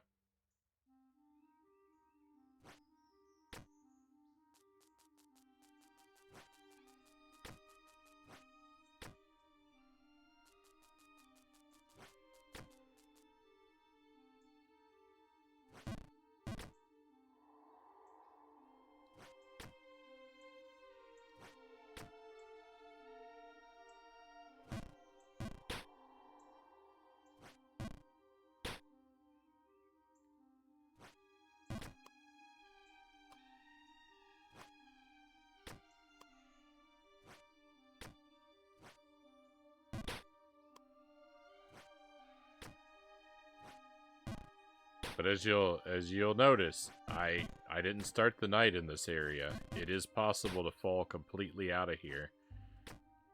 And it's really just a matter of time before that happens.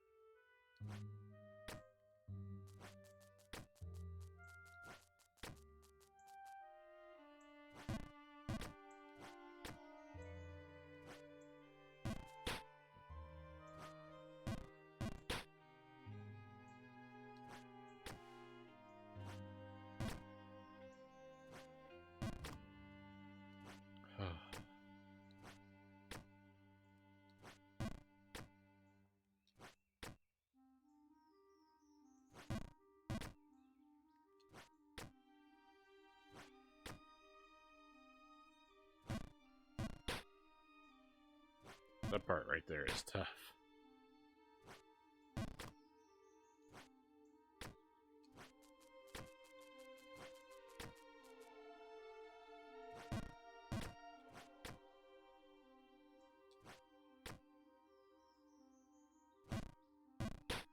You have you lined up just right. It's cool when you get it. I haven't seen this area, Derek says. Yeah, we've been here once before, but it's been a long time. I was only here for about 1 hour. 2 or 3 weeks ago. Before I fell out of this area and lost it all. So I'm glad to be back here, but like I don't think it's gonna last very long either, so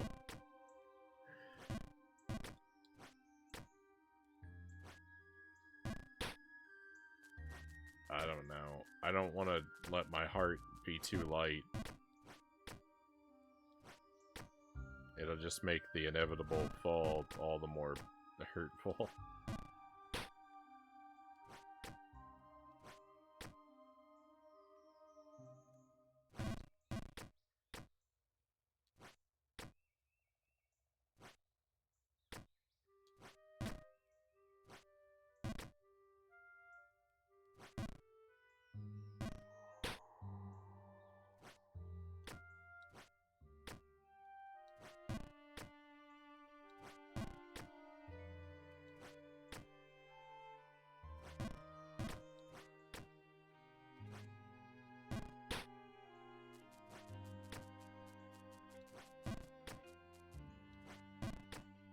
None of this part right here is all that bad. Like, you know, as much as I'm, you know, bonking my head and falling and stuff, none of this bothers me. Because it's all safe for now. So I don't really, you know, I can miss that jump. I can miss that jump all night long. I don't care. It costs me 1 screen of progress. No worries.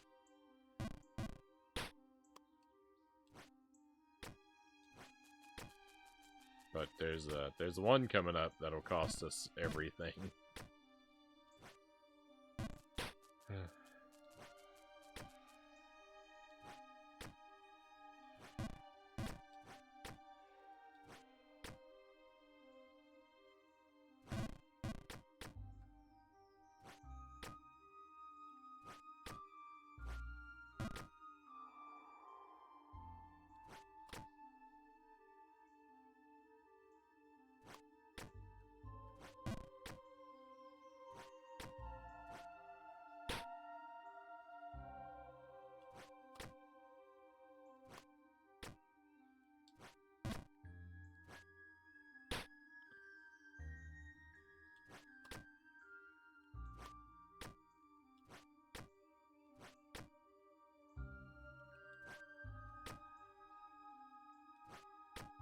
right here. If I fall off this to the left, that takes us all the way back down into the pink area.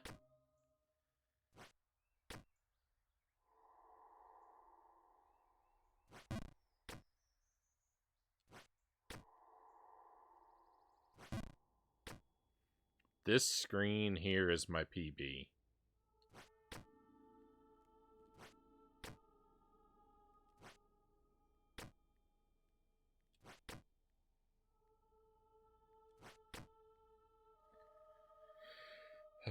This is the furthest I've ever seen in the game.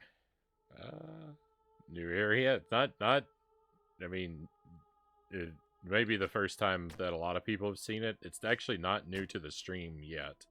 We've seen this screen before. If I can make it one screen higher, it will be a new stream PB.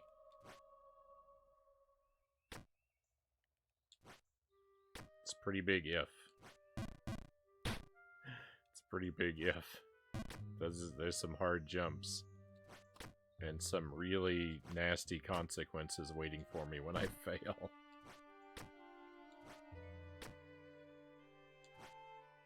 Uh-oh.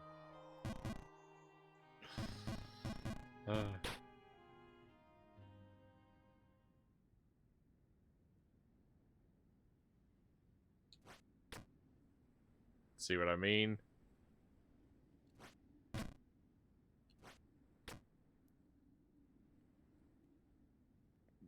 That right there was the pink area. If I missed a single one of those jumps, it would have been curtains. And it can happen because it has before.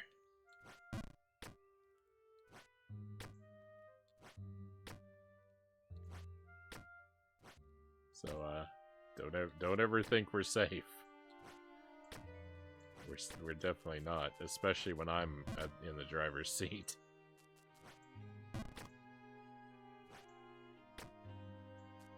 Gonna head to bed next says.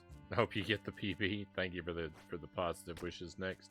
Appreciate you stopping in and spending some time with us. I hope you sleep well. Have a great weekend. Hopefully we'll see you again soon.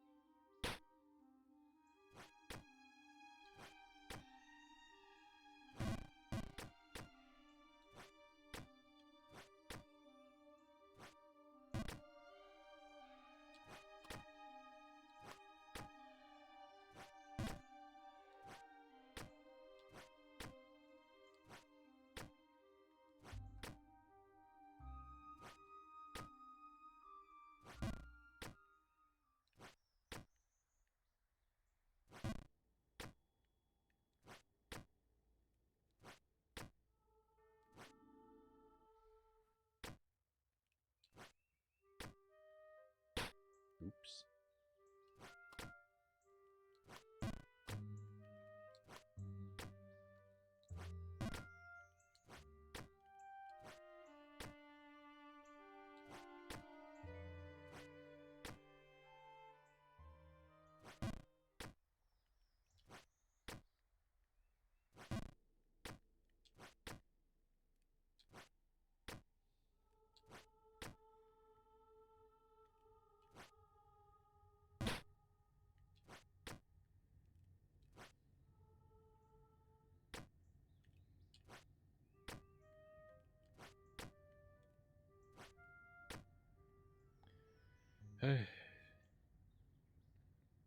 Taco Tuesday, welcome in. Welcome to the psychological horror game that is Jump King.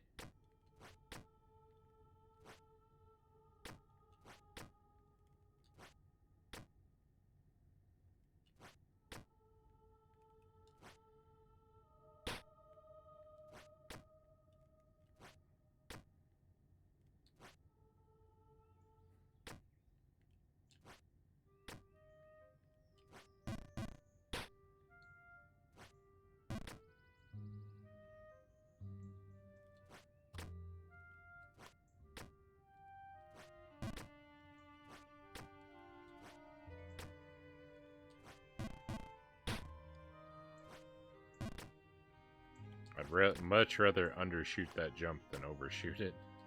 If I have to miss it in one direction.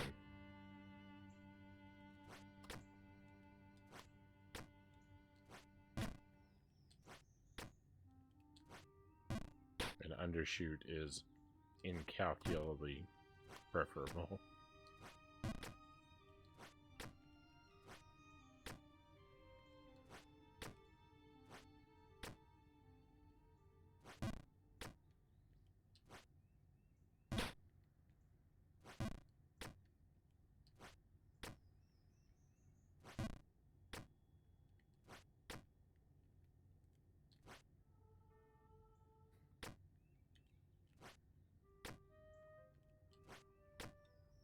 Eventually I'll overshoot it. It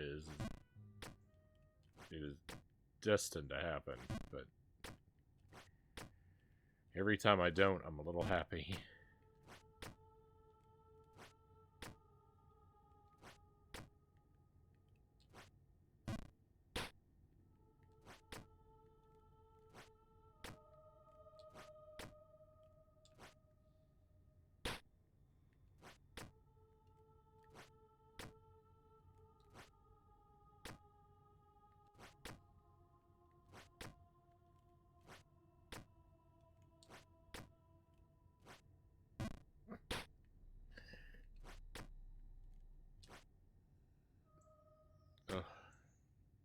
What a game.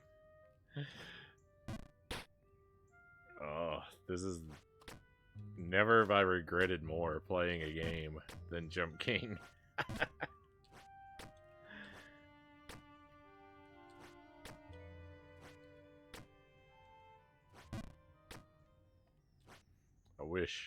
I frequently wish I'd never heard of this game.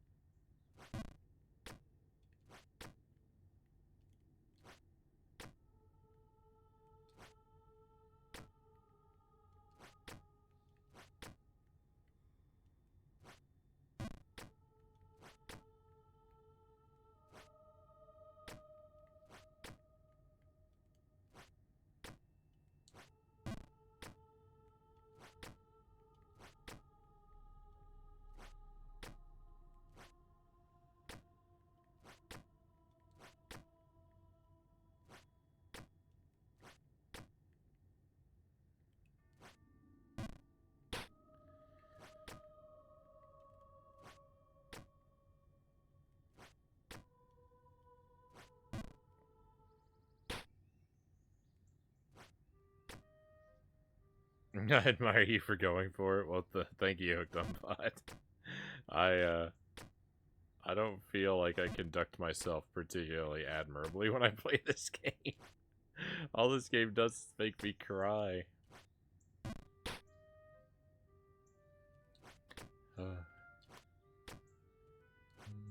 I really never imagined just how brutal of an experience this game could be.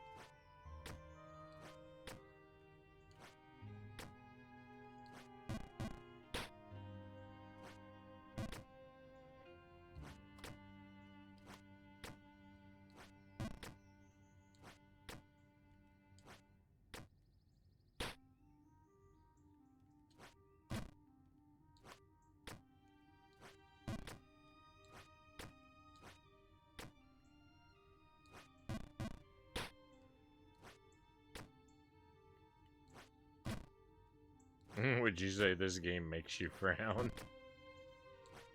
Oh yeah. This game does not turn the frown upside down.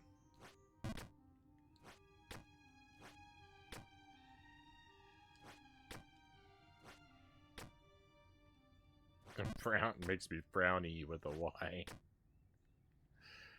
I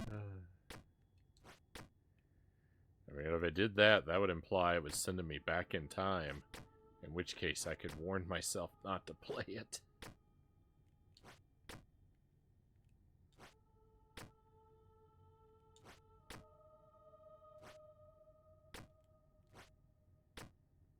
Alright, I think this is as high as I've ever been. I think this is new. Oh. And we lost a little bit of it. And then we lost a little more.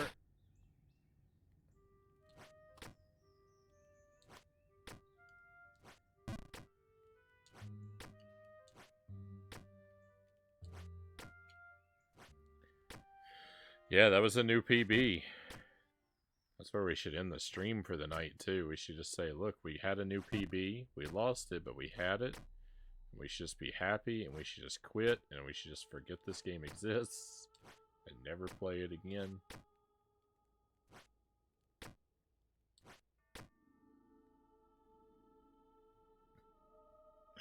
Thank you, Hooked on Pod.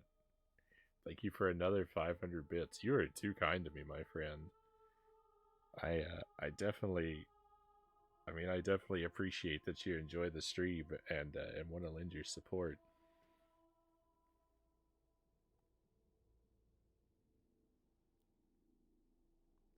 It is no small thing to me.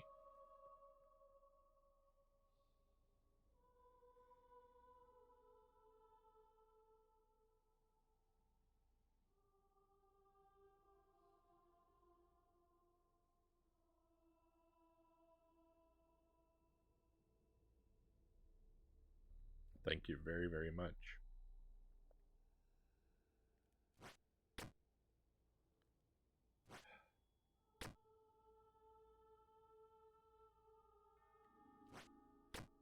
Oh my goodness, I feel like I got really lucky right there.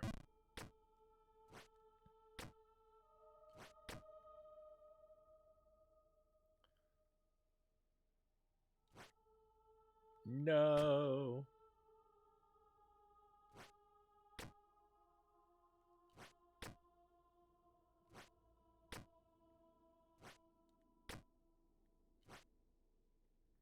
Uh-oh. Okay.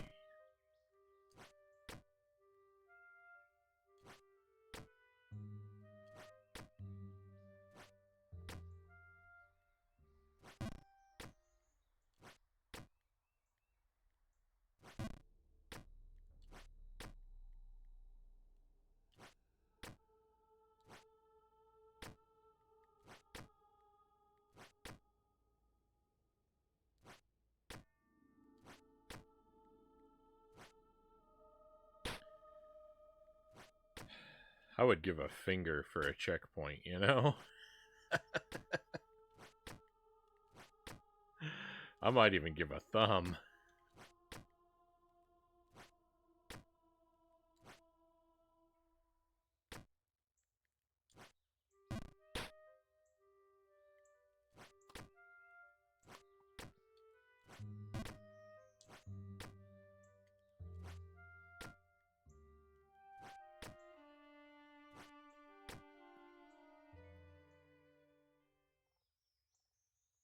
With no, there are not checkpoints. That's why I'm so not really. There was one spot really early on that where the path branched in a way that we can't fall back lower than it. But I don't think that was really... it's kind of like a checkpoint, but it also only exists, I think, because I'm on an optional path, I think is the situation we're in. So, no, there aren't... really anything you would call checkpoints.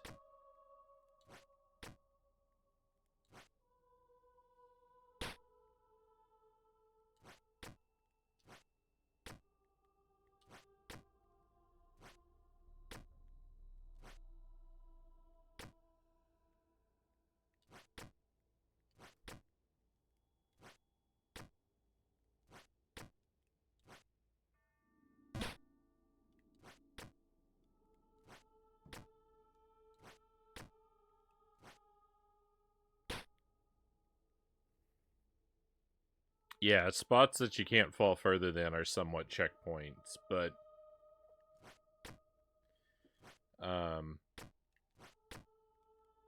they don't.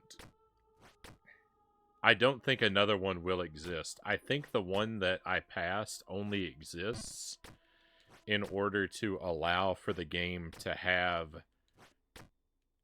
branching paths upward.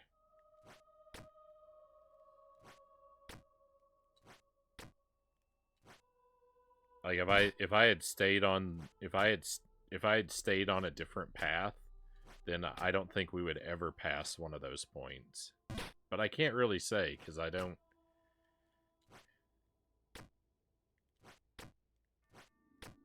There's still so much of the game I've never seen.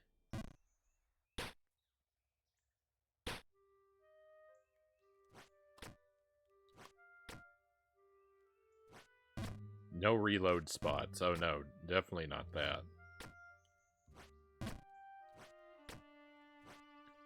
No, there's nothing that will like ever like warp or teleport you back up to an earlier part or like a save and quit even. It's not an option.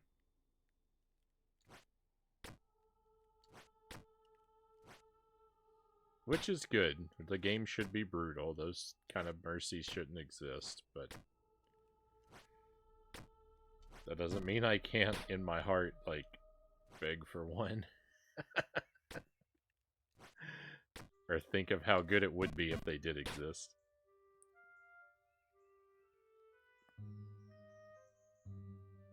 Cathedral's my current Jump King. I enjoyed it, and now I'm stressed out when I have to go back to it. Yeah.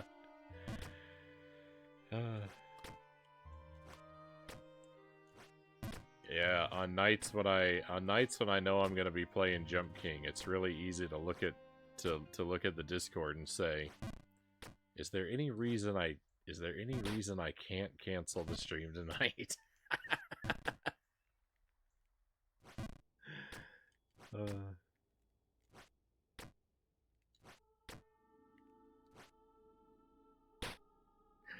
Can I find anything as an excuse that's something more important I have to focus on?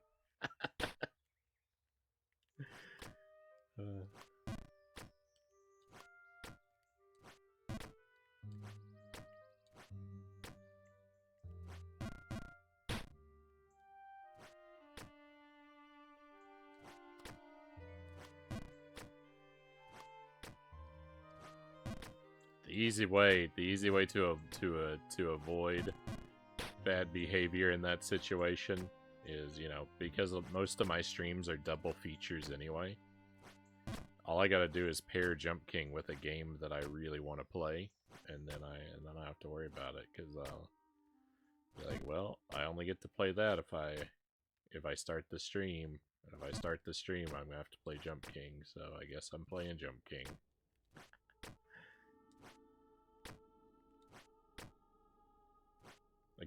I give myself my dessert before my broccoli.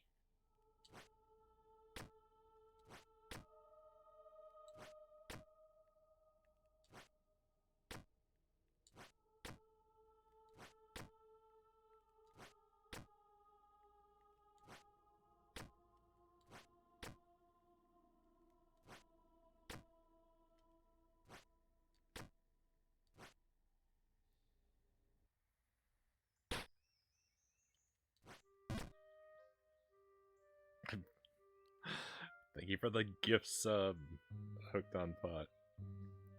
Thank you very much for that. And did Zergling take a key for coming in?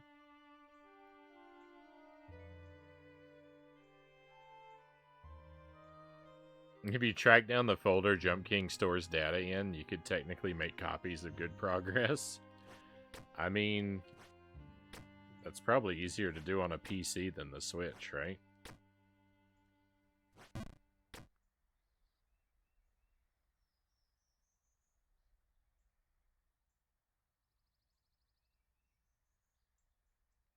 Want a new Metroidvania from Steam Gifts? Thinking about playing it instead, Angela says. I mean, if you get to the point where, you know, you can't have fun with a game anymore,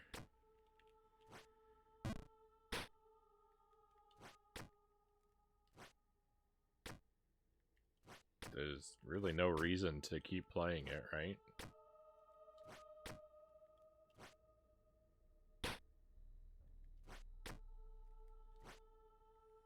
I think it's, you know, I think it's a shame to give up on something you put so much time into, but you do,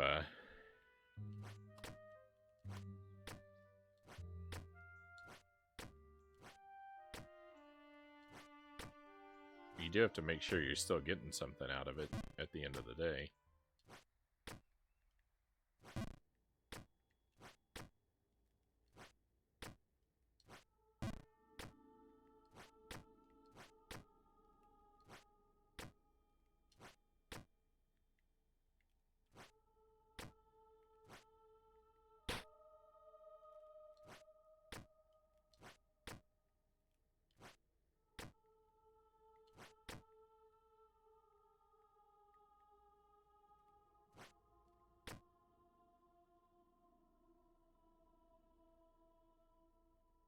I forgot you're on Switch. Just know I've done a similar strategy for Noida.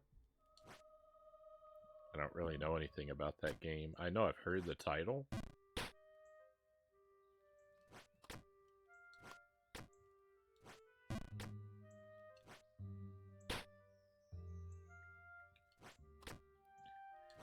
Have you played Pikmin 4? No, I've only done Pikmin 1 and 2 so far. I want to do 3 and 4. I'll probably do 3 next year. And depending on how long 3 is, I'll probably do 4 the year after next. So I'm a long way out from Pikmin 4, I think. Unless Pikmin 3 is really short, I don't think I would do both of them in 1 year.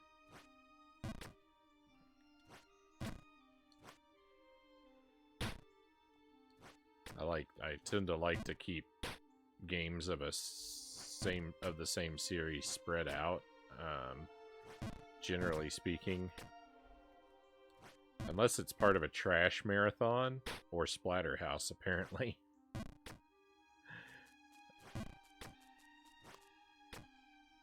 Yeah, but especially if they're longer games, I don't want to do them close together on the stream.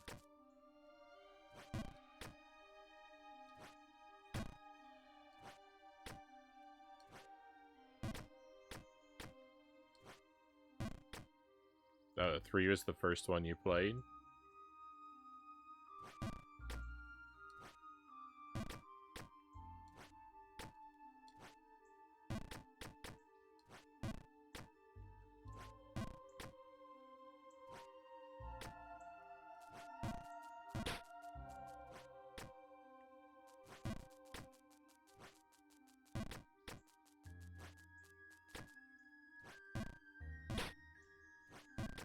Can't remember where the thing is.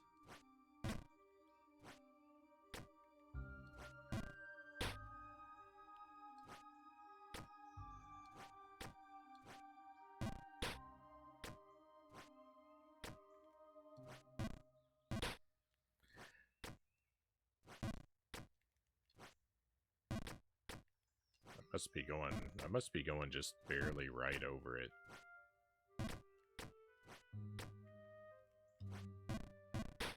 Finally, I at least bumped into it, so I know it exists.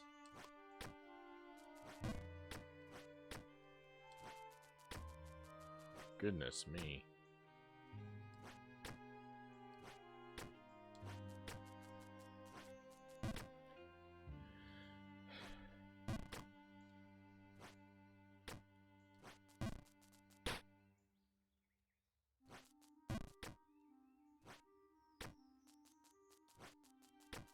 I think so far we've kind of been doing Pikmin games like we did one every we've been doing them in the spring.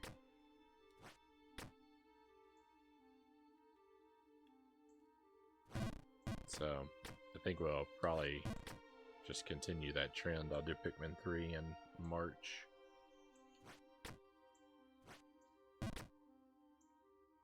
Maybe. Sometime like in the March to April window. Or March to May window. May's cutting it a bit late to still call it spring, I guess.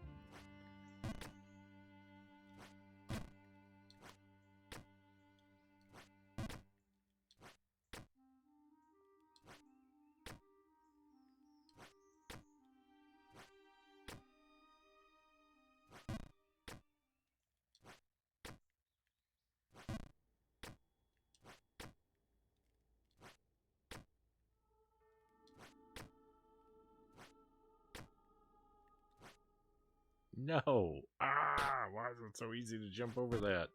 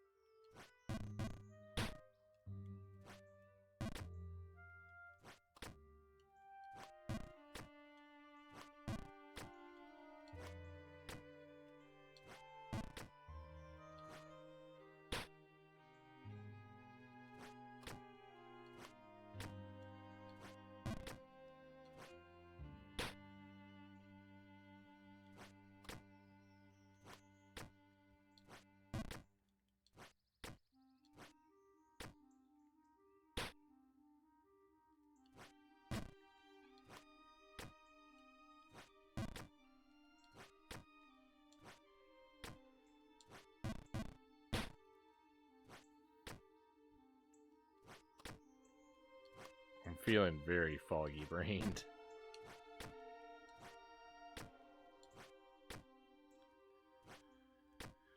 I've been through a lot of different emotions tonight, and it's very late, and I'm very tired.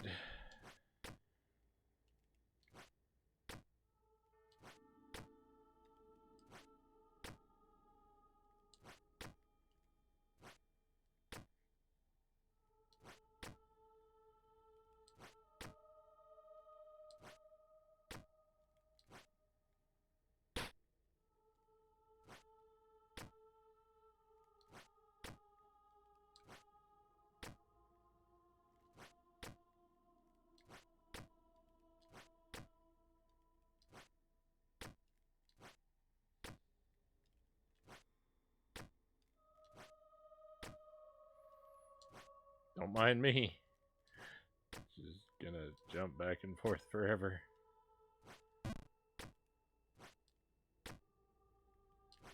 Oh, I knew that was going over. I knew that was going over.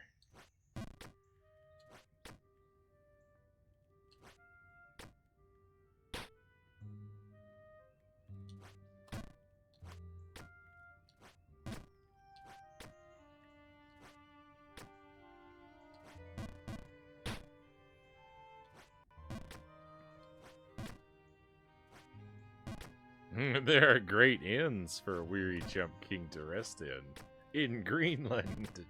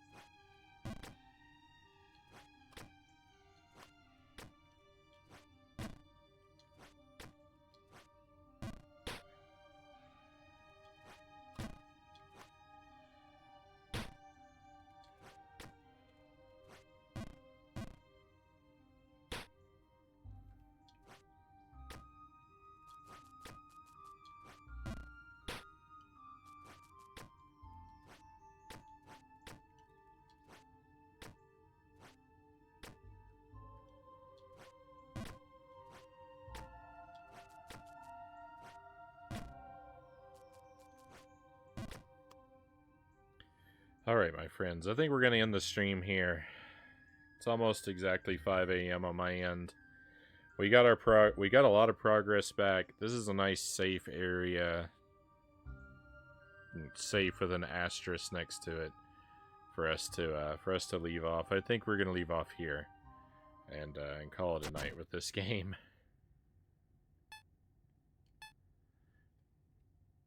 I appreciate you being here. Oh, it's been so awful. It's gonna be awful again. Don't let the guard down in your hearts. Your hearts will be broken if you continue to watch me play Jump King, my friends. But I am very grateful that you have stuck with me so far and through so much agony tonight.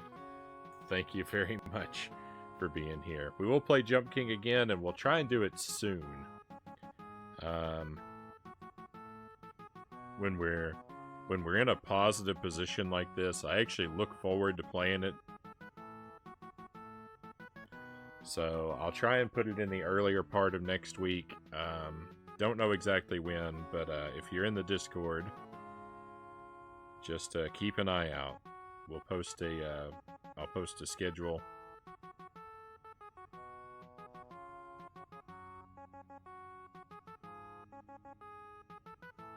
At the start of next week.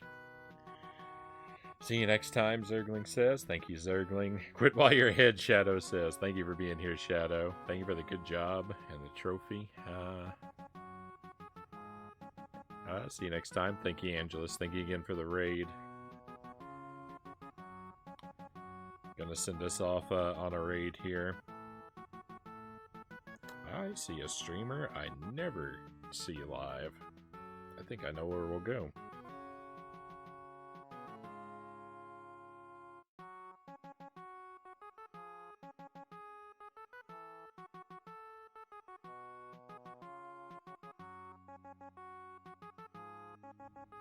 So next week, our current ongoing projects, we're gonna finish up Castlevania 64, but we've also been working on Donkey Kong Country 3, Spyro the Dragon.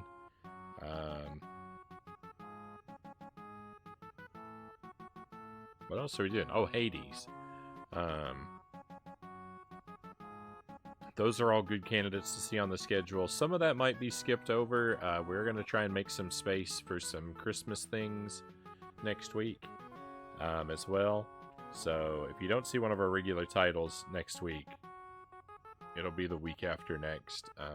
But I'm definitely going to put some seasonally appropriate Christmas stuff in the schedule very soon. End of next week or beginning of the week after. We'll look at the calendar and figure things out. But hopefully I'll get to see you for some of that kind of stuff, my friends.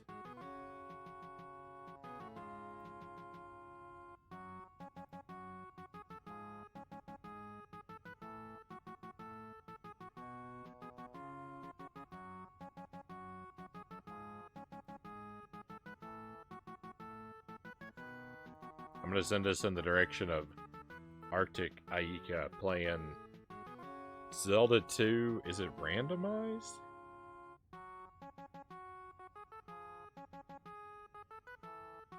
Doesn't look familiar to me. I don't think it is. Zelda 2 on playing Zelda 2 with a Guitar Hero guitar. I mean, that's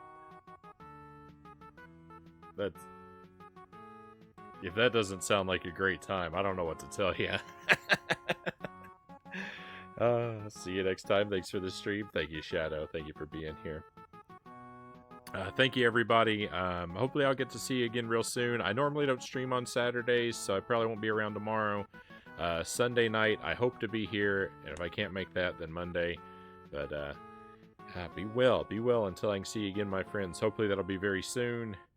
But we're all done for tonight. It is time to head out. Let's go on an adventure.